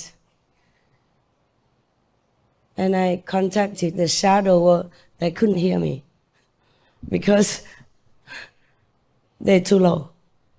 I'm too high. Understand? And I'm too high but too low for the higher gods. Oh, that was really suffering a lot. And many things happened. Like people even sneaking into my private quarters in Siu many times. I told you already. Luckily, I'm always alert and call people to come up. And they left before that. Siu, easy to hide. So many, trees and bushes and corners. Yeah. Last time, one dog person, the smallest and troublemaking one, she always go out and hide in some bushes. And only she went away and, we had the whole working office, man, woman, went out looking for her, cannot see her. Until one of the caretakers, she used to be with her, and she saw some little moving leaves in one of the bushes, and she knew that's her, because all the leaves around didn't move. Only that little corner, the leaves moved, and there was no wind. So she went in there and got her out. But it was difficult also, difficult. We had to talk to her for a long time, to coax her to come out, give her some nice stuff, promise some good vegetables, stuff like that, to tell her sweet things. Sometimes it takes half an hour. And then she comes out, wake and tell a little bit, licking your toes or your hand, and then, okay, whoop, immediately, you got to take her quick. Otherwise, she's just being nice and they go back inside, hide again, Have to be very quick, because she's very, very quick. She's been running all her life during her 3 years of growing. So she runs faster than anyone. I bet she can win marathons more than any of the human champions to date. If the Olympics allowed a dog person to run in a marathon, I will let her win. I think she will win triple gold medals, not just one, because nobody ever ran that fast in our history of the Olympics, I'm sure. What was the reason? What was the reason? Why did she run? She's afraid of humans. She lost all her friends, her mother, father, due to people killing them. And her mother told her, don't trust any human. So she always runs away from humans. Now she doesn't. But if you let him out, sometimes she tries to hide. But she comes out now, better than before. Before she didn't come out, you didn't know where she was. That's why I fenced it all in, okay? She's afraid of humans. We are that wicked. We are that horrible, terrifying to all beings, not just that little dog person. Wow, she's so quick and slippery, Even if you catch her again, she could just run away from you. Before the mother, the mother who I adopted ran also that quick. And even 2 meter high fence, she just puts her paw in between the hole and jumps out quickly. Took a long time to catch her. And later she came in by herself, knocking on my door. Told you already, okay? But this one, oh, she's older. You see, the mother was only 1 year old. But this one's 3 years old. And she looks like a puppy. And I thought she belonged to the group of those puppies. So also very hard to catch her. And I had to pay 30,000 Thai baht as reward. Finally, they caught her when she was near death already. She was having high fever, and she hadn't been showing up for 2-3 days, not eating anything, not drinking anything. And that day, she came out. So she ran right into the trap, was probably hungry or thirsty because of fever. So she went into the big cage that they built for her as a trap. So they got her. And then I asked them to keep her until I sent a driver. And when the driver came, she was very weak already with high fever, So we called emergency doctor right away, the same doctor that had treated all my dog people, or the adopted dog people. And he gave her medicine and all that temporarily. That day, she came out. So she ran right into the trap, was probably hungry or thirsty because of fever. So she went into the big cage that they built for her as a trap. So they got her. And then I asked them to keep her until I sent a driver. And when the driver came, she was very weak already with high fever, So we called emergency doctor right away, the same doctor that had treated all my dog people, or the adopted dog people. And he gave her medicine and all that temporarily. But when we took her back to where I live, it was an hour from Bangkok. I had to bring her to the hospital. And they kept her for, I think, 2 weeks. And she got better because she began to show symptoms of very bad. She had diarrhea every day and very high fever. So the doctor kept her. Luckily, she survived. My God, that girl, she's a survivor. She'd been sick all that and hungry and ate all kinds of garbage outside. But still survived, and now is healthy, barking the loudest of the group. If you don't believe me, you walk near her and then you'll hear it. She will show herself who's the mighty in the house. Why? Could you ask me that question? Is she afraid of humans? She's not afraid of all humans now, but she's still afraid of most humans. She only trusts us, the close circle who takes care of her every day. She eats from my hand. She lets me pet her and hug her, carry her around. So mostly I tell the attendant to try to carry her around. So she got used to it now. She will let us carry her. Yeah, on a good day. She still runs to her cage and hide it first. And then we have to coax her out with sweet potatoes, durian, it's goodie stuff, veggie green bones. Yeah. Then she comes out slowly, and she goes back inside again. And then we give it outside, and then she has to come out. She got one taste of it, and she wanted to eat the whole durian. Yeah, expensive homeless dog person, very. Because even in Thailand or Vietnam, ordinary people don't get to eat durian the whole like that. If you have money, yes, but even in those countries, I remember when I was a kid, one durian that shared with the whole family, everybody one piece, If they have, there's sometimes less. Because even in those countries, they are expensive for the majority of people. Yeah, they are luxury. But my dog, small size like this, like the size of Shih Tzu or Maltese, small Maltese, can eat the whole durian all by herself. without stopping. And if you have durian, you're her friend, at least until the durian's finished. And then she has no moral, no qualm to just say goodbye till next durian.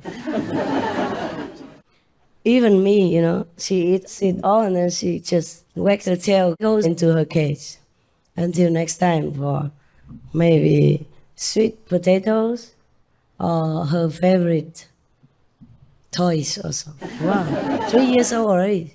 Goes and takes all the toys from everybody, stacks them in her cage, licking them one by one, making sure that they are marked by her own saliva, you know, and she will recognize them next time. Whoever takes it, she takes it back in due time.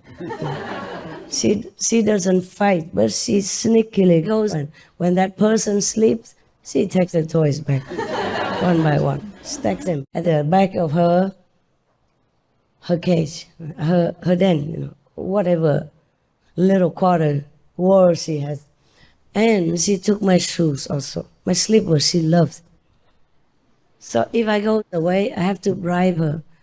I give her one of my slippers. I say, I'll come back. You'll watch it for me until I come. Oh, very happily. Gather it into her cage, leaves it there. Doesn't do anything, just every day looks at it. Oh, licks a little bit and leaves it aside. Yeah. Her cage was full of things before. Now we don't have a lot of slippers hanging around, but before she collected them, you know. I gave her already one to play with. No, she took the other one also. And if you're not careful and you come to my house and leave your slippers, she also welcomes those into her own cage, you know. Yeah. And toys, whatever she can take, she brings to her things, her world, her possessions. When she was still wild, I gave her food and drink, you know. Over there, so difficult to buy stainless steel, so we're limited.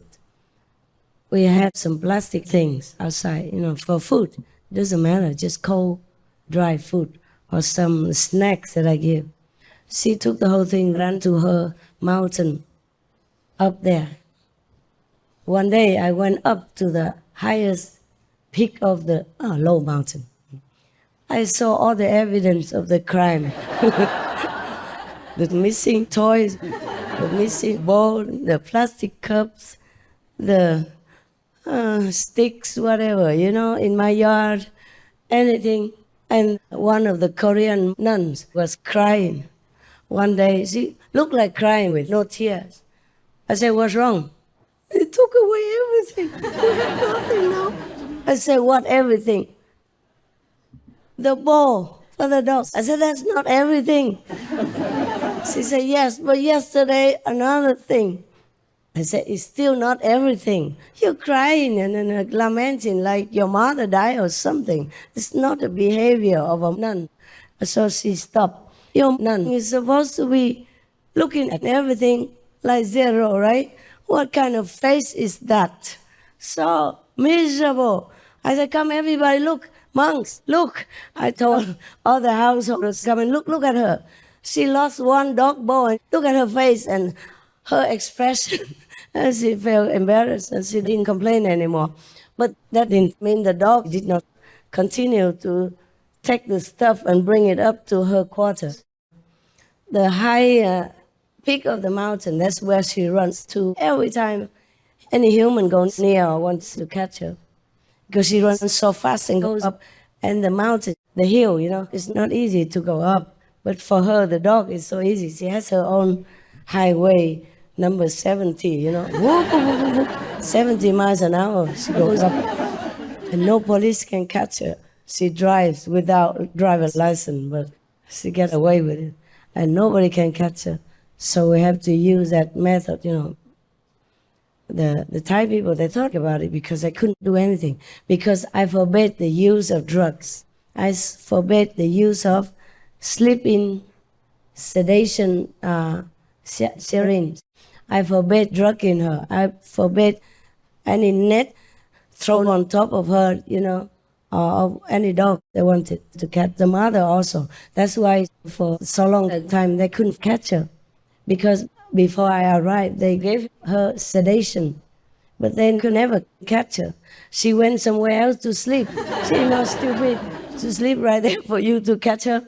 They wanted to castrate her, but they couldn't catch her. So next time the doctor also wanted to do the same, giving her the injection. Before I heard that story, I let him, because he said he could always catch her. This doctor told me like that. He just gives one injection, then the dog person runs around and then sleeps, and he will catch it in no time. I allow him, but she didn't come back. She went somewhere far away, then sleep. Next day came back again, business as usual, looking if any food, go eat, run fast. Eat and run, eat and look, eat and look, eat and run, eat and run. And next time I say, doctor, still cannot catch her. He said, just give me one more chance. I will give her a stronger sedation. I said, no. I heard a neighbor saying that before you gave her the injection and she did not sleep when you wanted to castrate her. This time, in my presence, you gave her another one. She also did not come back. If you give her one more time, what if she cannot come back? You see, look at her. She's just skin and bones and has to take care of 9 babies without enough food already. You see, the neighbor didn't give her enough food. So she was so skinny already and so scared, so stressed out because all her friends were poisoned and they were waiting to poison her next. And so stressed out, scared already that she wanted to move. The babies far away, 2 kilometers away, she moved. 2 babies. Luckily, I found one back, but the other one, I couldn't find it until I gave a reward, but I couldn't find it until I think 10 or 15 days later, and we couldn't help him. He had distemper, and he died soon after. 2 weeks afterward, with all my care and with all the doctors coming to my house every day. I could not save him. So I say, what? She's already stressed out now. If I didn't take all her babies into my house, she would have taken them one by one by the neck and brought them away already. So she's very weak, undernourished, stressed out, and scared. If you give her one more injection, can you guarantee me that she will come back? And come back well, healthy, alive or not? I don't want to put your conscience on this. So I didn't allow the doctor to give her any injections anymore. I say, I think of the way. And I put up a reward, like 10,000, 20,000, going up all the time until 30,000. Anybody who catches her will get that. And one Korean man got it, believe it or not. This Korean guy, a young boy, he even had no dog at home. He has nothing to do with dogs. He just saw me and the girl trying so hard to catch. He just jumped in and helped. He was taller and he was faster somehow. He was maybe a footballer or something fast. She was already almost at the top of the fence. He got the big basket and he got And I really had to give him that money, even though he didn't want it. I said, a promise is a promise. Maybe God wants you to have it. So incidentally, you come here, I have to give you the money, no matter what you want to do with it. It's not my problem. So finally, he had to get it. Because I asked his group, the other whole group of Korean men, they didn't come in. They pretended they didn't understand why, what for, and blah, blah. Just he came in, and he understood English. So he caught chat, and then he got the money. But this little one, I never allow anybody. I say, if I detect any harm to her, even 2 or 3 hairs are lost due to harassment, or I detect any drug in her body afterward. I have doctors who can detect that. I frighten them. I scare them. Then I will sue you. I will make the police put you in jail. Got that? Okay? I have power, believe me. I have connections. I have nothing. I have connection for sure in heaven. I have power, sure. Master power. But they didn't know that. And I didn't tell lies. So they didn't do anything like that. And they knew I loved dogs. But just in case they wanted a quick result and then harass the dog. So they didn't do it. They put a big cage, like a trap. Because small cage, she would know. She won't go in. Even then, she watched them. For 3 days, she didn't come. Until she got sick and cold because it was winter also. So she got fever, hungry, thirsty, went there. And then, they got her. And they chained her with a lock and didn't give me the keys. When I got her, she was locked here, with the chain together. And I said, why did you do that? I said, because we gave her normal, how you say, color. But she bit them off, many of them. So we had to put a chain, iron chain around her and lock it. And didn't give me the keys. Believe that? My driver came and they just sent the dog. Probably the dog was sick and we sent her to the doctor right away and didn't think about that. The driver didn't get the key. Imagine the dog, hard to catch, cannot even touch, cannot even go near. And the chain, very tight on her neck. I was worried sick. How can we get her now to unchain her even? Oh my God. They had many men. They just put a towel on her or something and they chained her. Imagine the dog, hard to catch, cannot even touch, cannot even go near. And the chain very tight on her neck. I was worried sick. How can we get her now to unchain her even? Oh my God. They had many men. They just put a towel on her or something and they changed her. So we had to think of a way. And then somebody just got hold of her. Oh, she tried to bite everybody.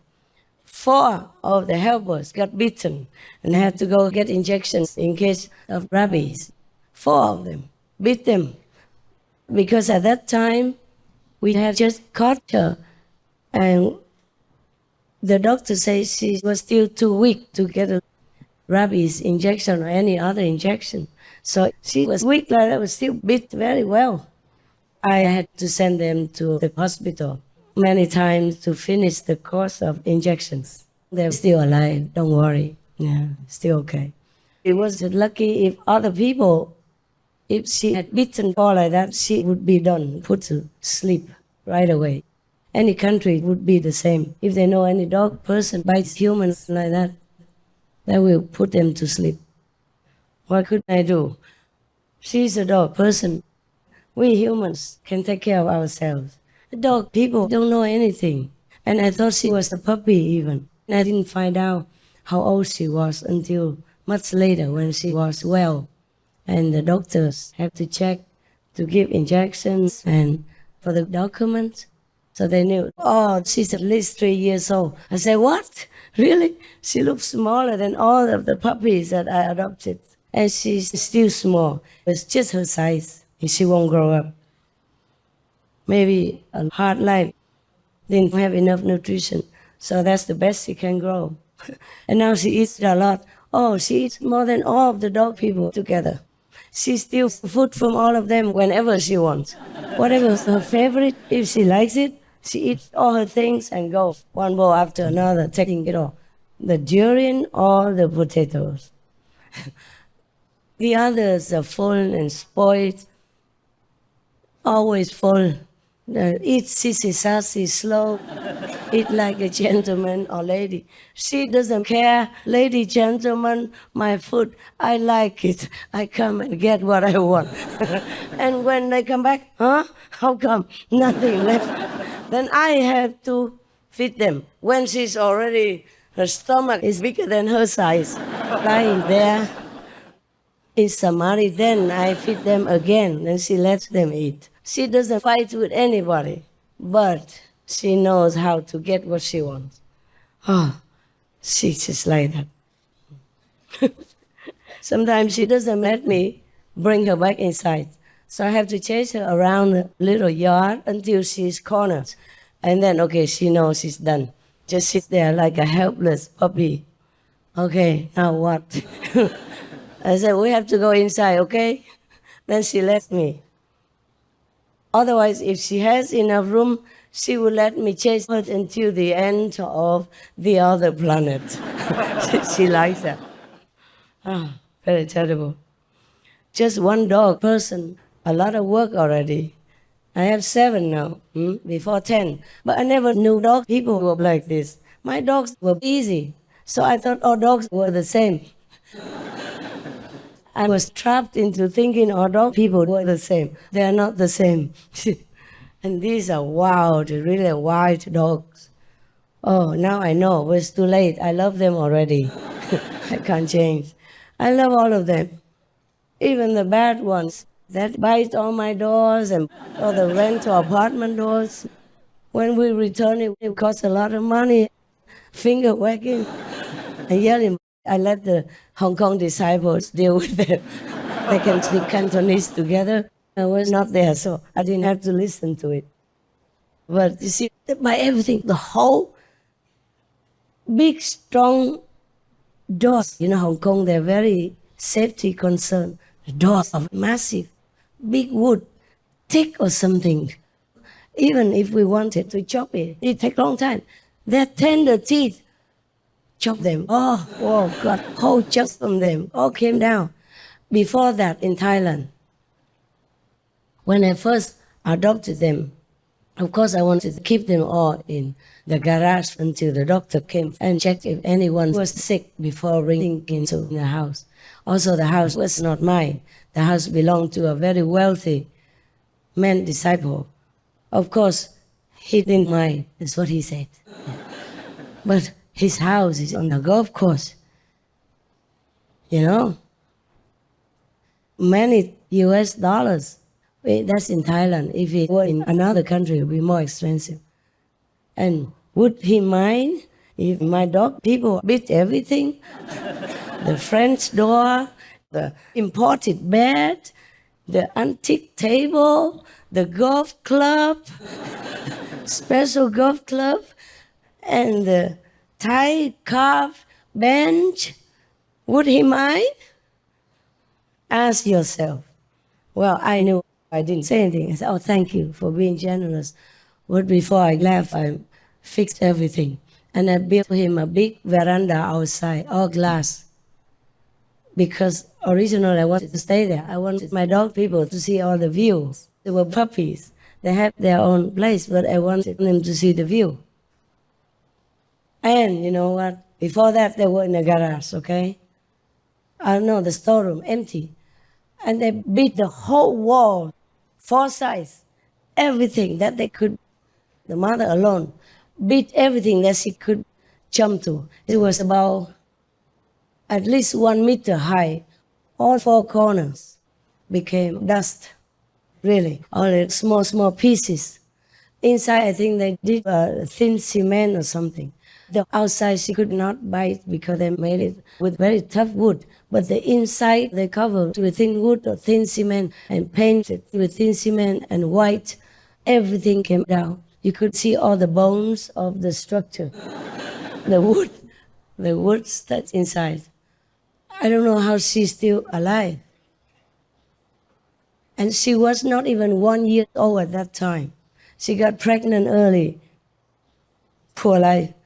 But then she beat all that because she wanted her kids to get out. The first quarantine, of course I didn't like it. There was 1 night only. Okay, fine. I had to call people in to fix all that. And before I came, I told them to fence the whole of his beautiful, open golf house garden. Golf people, they don't fence in because it overlooks the golf course. The golf course and the house garden blend together with luxurious hand manicured grass and scissor trimmed trees. Yeah. And I came with 1 dog person, okay, 1 big dog, okay, but Now, 10 more dog people, they were slowly taken away and died. 2 died, 3 were adopted, so I have 6 left. There were 10. 2 died, 3 were adopted, and of course I have 5 because the mother is a mother, not a puppy. Oh, she was a puppy too. And she demolished all that. I had to fix the whole storeroom. And of course the disciple goes, don't worry, master, it's only a garage. Don't worry, I'll fix it. I say, I fix it because it's my responsibility. A very good gentleman, generous. The story has not ended. Of course, he let me drive his car because I just came. I didn't think I would stay long. Even if I stayed long, I just came. In a few weeks, I didn't have enough time to buy a car or anything. So he let me use his car. All right. Then the golf car, I also could drive, no problem. But when he came, he took it to drive. And some of the other disciples say, why? You should let Master drive. Why do you take it when you are there? Then how would she drive to go shopping? I said, never mind, the shop is very close. I can walk. It was not that close, but close enough, and I could walk. Maybe more than 5 minutes walk, 10 minutes walk. I didn't go to a big shop, just a local shop that sells to the golf people. I said, I still have the big car, don't worry, fine.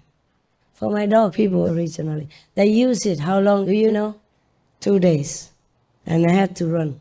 Took all my dog people with me. In Thailand, not easy to buy many things. Even to buy a cage for dog people, difficult to buy. So I had to use cartons for them and cover them with blankets and cover in front with just a little gap for them to go in and out like a door.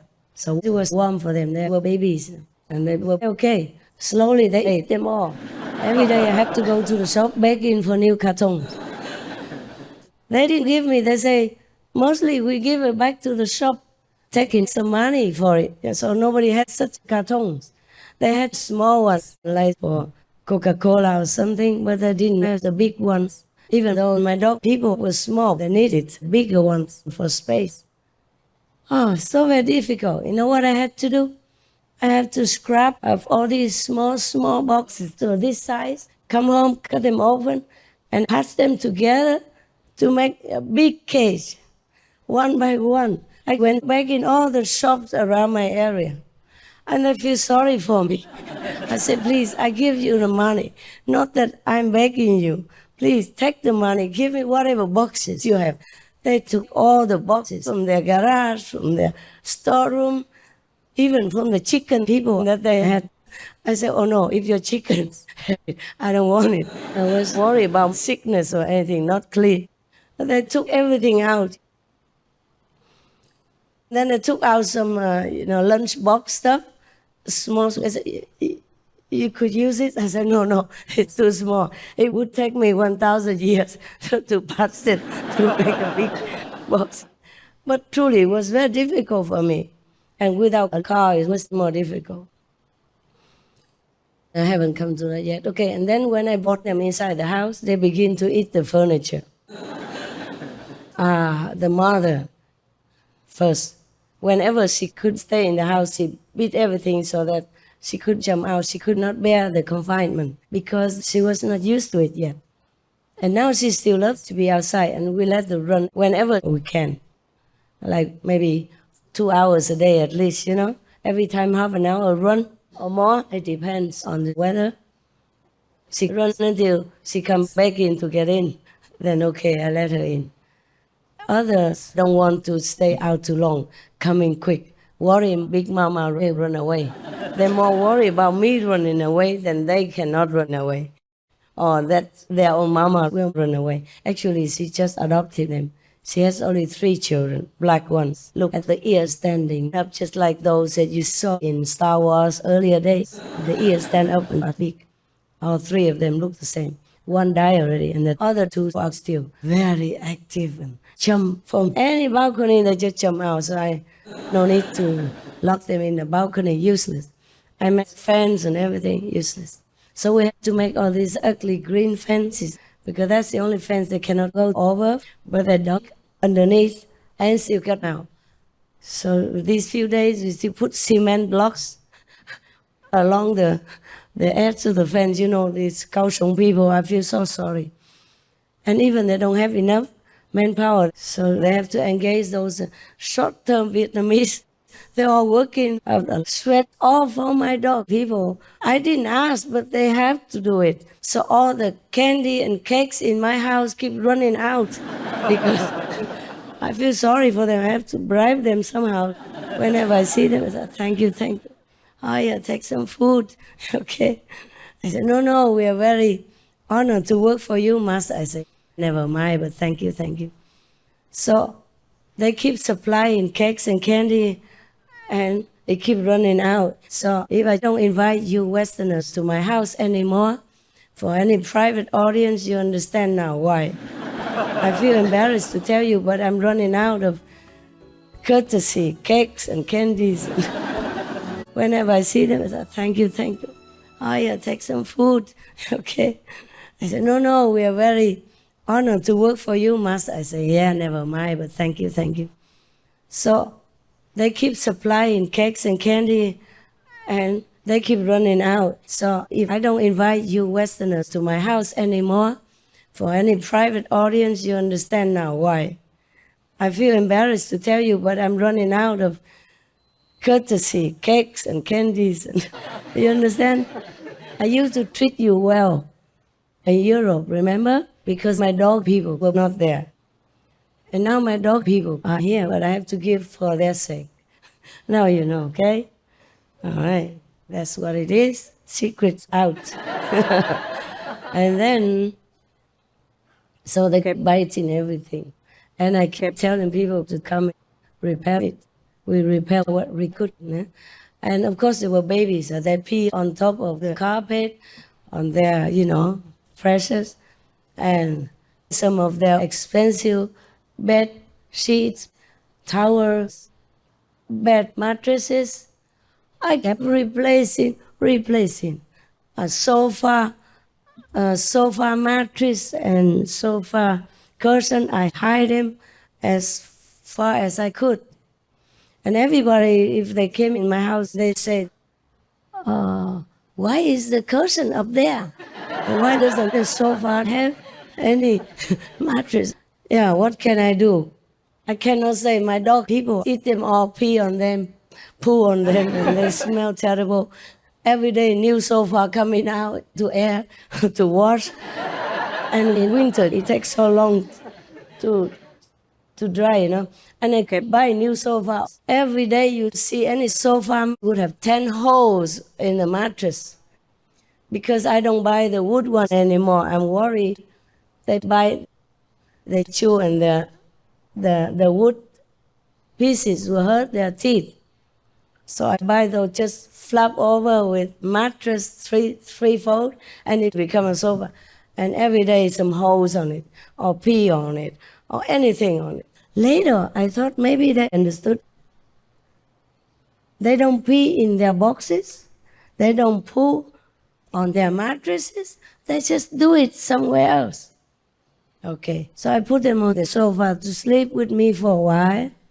And okay, but they have to have somewhere to relieve. I put a big piece of cloth on the corner of the room I built for them. I said, over there. And I smeared some of their own pee on it and some of their stuff on it. And I said, go. And I brought their bones, leading them over there, and they smell. And then I did it. And from then on, they would always go there. But there was many sofas and bed sheets and bed blankets and bed mattresses later. But now when they go to new places, they do experiment the same way. Is that a sofa that I can try on? Only one or two. The rest are very good. The one, it's not necessarily that she wants to. Or sometimes they pee because it's a kind of submissive behavior, And she worships the big dog people. And anytime the big dog people refuse her or growl at her, she'd go and pee somewhere. It could be a carpet or a sofa bed. Anything would do, as long as it's somewhere else, not in her bed. or somebody else's bed will do. Understand? If it's not her smell, then she knows it belongs to the other guy, then she can do that. Oh, what can I do? And I love dog people, believe me or not. Huh? Yes. I cannot help it. I have nothing but love for them. Sometimes I feel maybe I love them more than I love you. Or maybe it's just an illusion. Because if I really love them more than you, I would, go rent a house somewhere, live like before with them, enjoy their love, their kisses all day. Why sit here when my voice almost even had gone on holiday? So in some way, I must love you a lot. I did many things that you can imagine that I do for you. I don't mean you individually, but you humans. Okay? Yeah. Like I would just go to hell for somebody. I would just take some poison for somebody so that that person doesn't have to take it or die because of that. Because that person would not know that he's going to be poisoned. That is going to be a poison for him. So if I take it, then he doesn't have to. It won't happen. Something like that. Or my car breaks down or anything, television, everything is just because of karma, the collective karma, okay? I don't have this stuff. I don't have any of these things.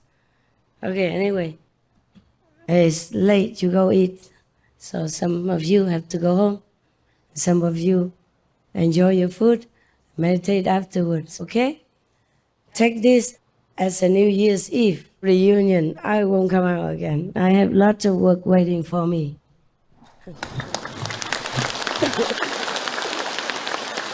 Yeah. Don't worry about the poison stuff. I won't die. Because I can take a little bit compared to you if you have to take a lot. I'll tell you a true story. It happened just a few days ago. I just began to cough and not begin, but already they began to notice, yeah.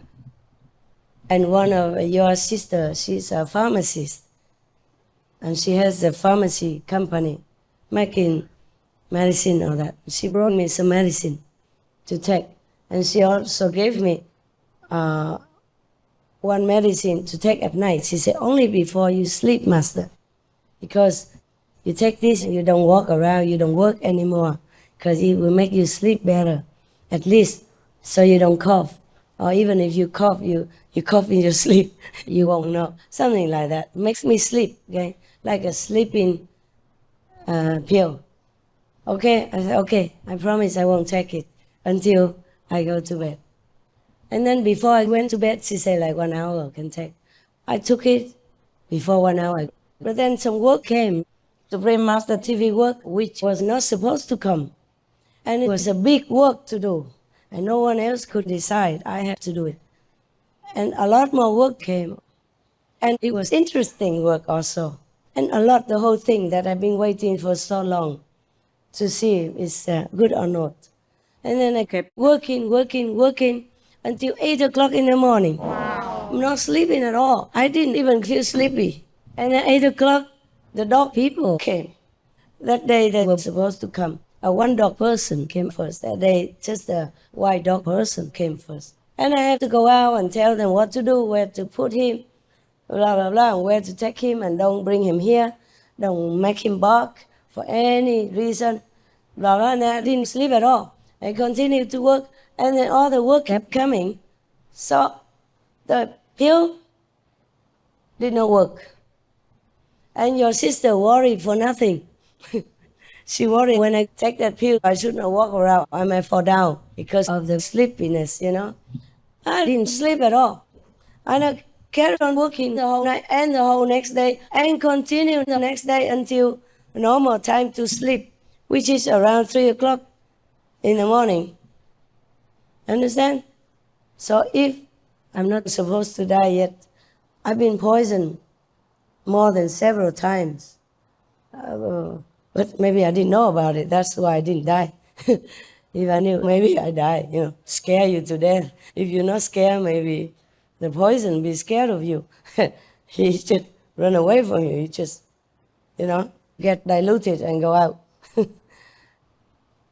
In India, before I became master even, I told you, even the guru poisoned me. He didn't know. I didn't know. They just gave him the wrong medicine. I was coughing, and he was trying to be nice, because I was working for him in the office to help to answer the letters and all that. And I was very good at it. So many people knew it was me. They said, if I want a question answer, I want you to do it. Because they knew it was not the master who answered it. Anyway, he told his assistant to bring such medicine for me, some Ayurvedic medicine. It looks similar to Chinese medicine, or cough syrup is brown, similar. So they brought a whole bottle of massaging oil with a lot of stuff in it. Not just coconut oil, okay? It's to massage for pain, for chiropractic use. I don't know, whatever in it. After I took it already, a big cup from the hand of the guru, who wouldn't, okay? And then I said, thank you very much. I'm leaving. And they said, wait.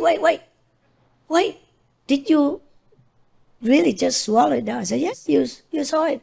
How dare I not? Right in front of you. I just couldn't believe it. And then I look at the bottle again. Only a little left in the bottle, little left. Oh my God. That's not the medicine. Oh God. What to do now? I said, what to do? I said, what was it there to do? I said, you just drank the wrong medicine. Are you okay? I said, I'm okay. Why not okay? Just coughing like before. The medicine doesn't take effect so quick, I said, no. That is something you should not take inside. For external use only. And I said, oh my God, sorry. And I don't remember what was next, I just said, oh, I have to go back now. And I went out. I don't know what they were talking to each other inside. I walked out and nothing happened. I didn't feel stomach pain or headache or nothing. They said, if you feel this, feel that, or feel that, you please come back, tell us. We'll get a doctor right away. I said, okay, I will tell you. But I feel nothing. So I didn't go back, told nothing. As usual, just a little hungry. So I went to find something to eat. I guess the oil massaged my stomach so well. That made me feel hungry. And I ate a lot that day, thanks to the oil. Okay, chào hả?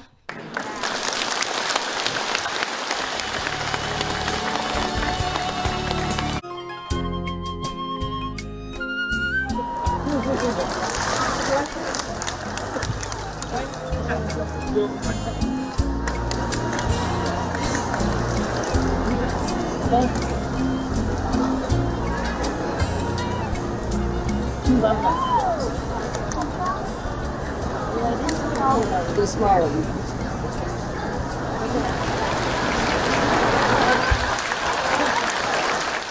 现在没有小孩了，还有吗？还有小孩吗？你们护法哈，把这些给小孩子 ，OK 哈？我走了，拜拜了。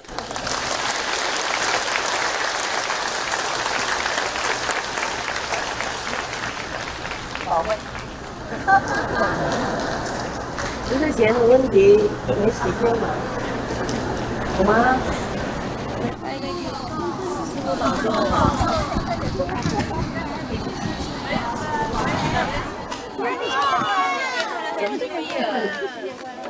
新年快乐！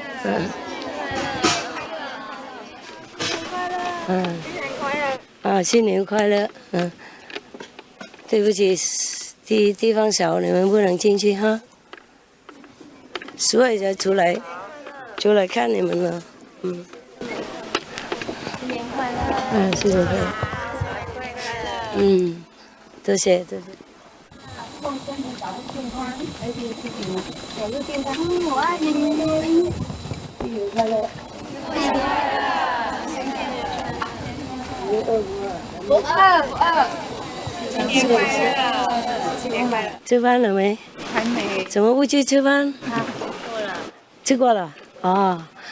哎，够饭吃吗？大家？他们煮够吗？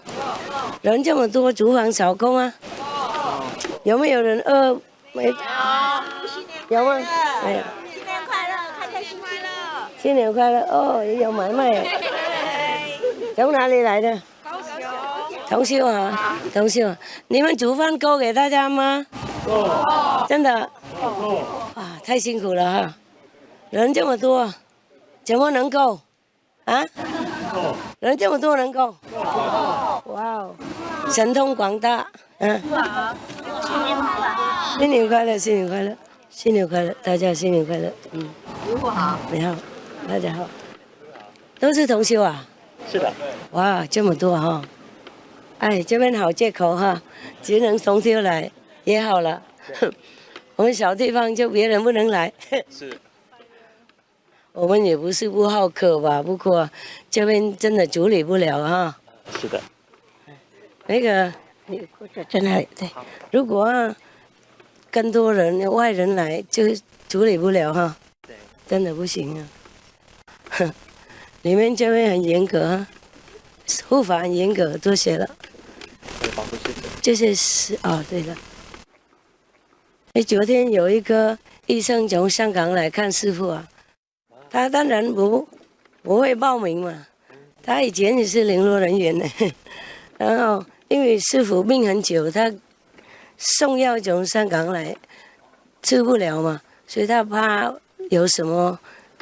他没有查好，所以他赶过来没有报谁名啊，然后你们都不让他进去，让他等在门口。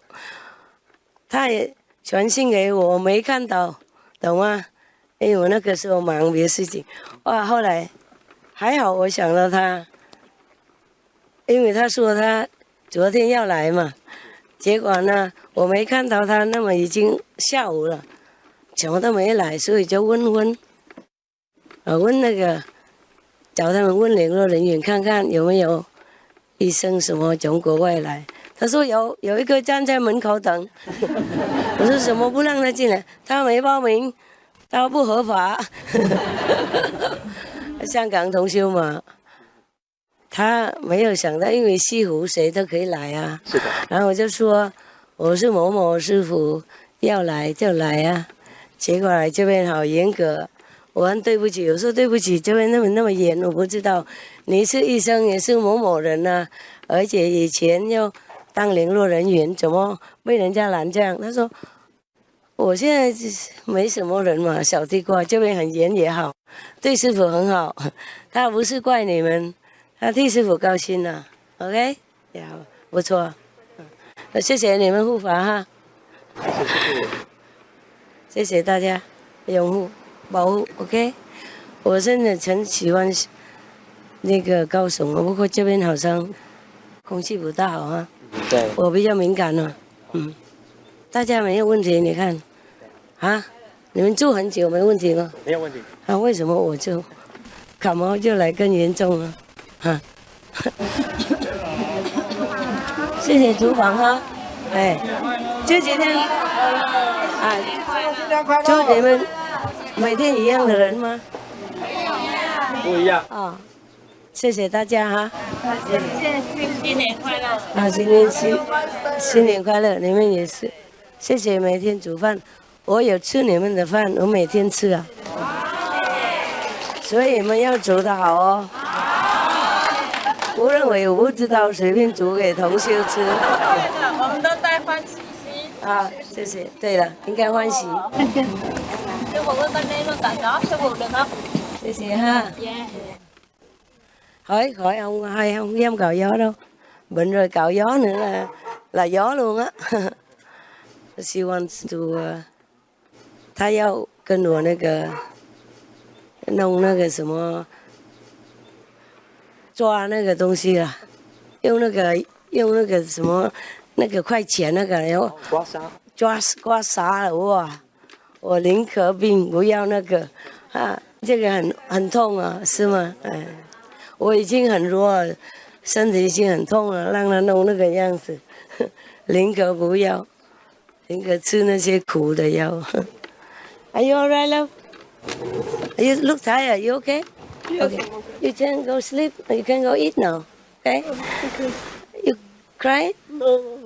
No? Looks like you're not sad or anything. Alright. Okay. I forgot. The kitchen is here. 他们刚一新人吃在哪里？有人知道吗？刚一新的人在哪边吃？在哪边吃？哎。都在刚才那边那个桌OK， 师兄，我不是那个，我现在可以用找你，你带他去吃饭，然后留他在那边，叫他等他朋友。你拿他这个用了 ，No let him, he's a big boy. Come， 我放他的地方 ，OK， 然后你去。You go eat, OK? Thank you, bye. Love you. Oh, you're so cold. You have enough clothes? Yes.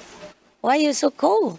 Oh, sorry. Go eat now, so warm you up, okay? He will take you there, okay? Don't worry, he's married. He's a good boy. Yeah. And your friend will come the same place later. Every new initiate will go there eat, okay? So you just go. I see you, huh? Sometimes. How long you stay here? 4 days. Okay. Have a good stay. Yeah. And when you come home, say hello to all the Slovenians, okay? Right. 可以看到哈。好，大家。Good 哈。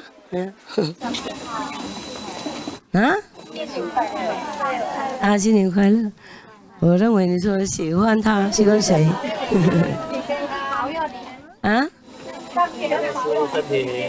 谢谢。讲什么那么多人讲我听过。新年快乐 ，OK，Thank you very much。哎呀，健康美丽，做梦，你们健康美丽就好了。谢谢。你们也是新年快乐啊！新年快乐啊！还不要回家啊？要去吃饭 ，OK？ 我不会再回来，要去吃饭哈。不然肚子饿会冷啊！那么多人不来，等一下没菜饭够吗？真的啊！够。哇，人这么多，怎么能？Thank you, love you, love you， 快乐，每天快乐，不是去年而已。天天快乐。好。哎，那些小孩刚才有没有拿到玩具？拿到了。站在那里呢？没有啊，进去给护法拿。那个护法拿玩具就来给那些小孩子。去那边去跟护法拿 ，OK？ Thank you， 谢谢。让他们出去吃饭嘛 ，My God，OK？ 你们健康快乐哈，拜拜 ，Sayonara。Russia, go home now. Ending animal exploitation, antibiotic use in animals, and the destruction of wildlife habitats are major ways we can protect ourselves against pandemics arising in the future. McLong Vegan.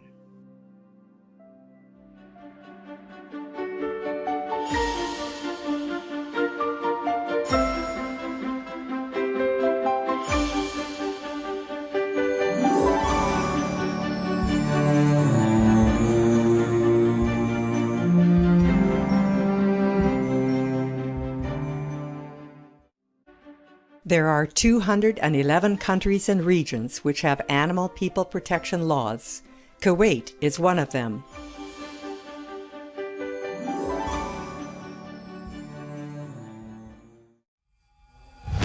Kuwait, criminal law. Whoever intentionally kills, poisons, or injures an animal person owned by others shall be punished with a jail term of up to 2 years and/or a fine. Obey the law of your country. No more animal people slaughterhouses. No more hurting. No more murdering them to eat, to lab test, or for any reason at all. Be vegan. Make peace. So be it.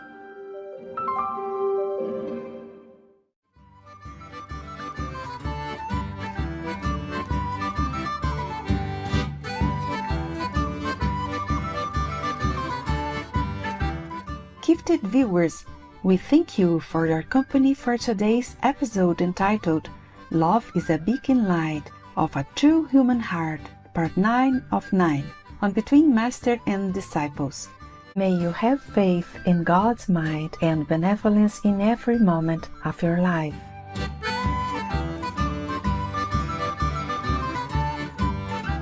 Be vegan, make peace, do good deeds. Heaven Godspeed.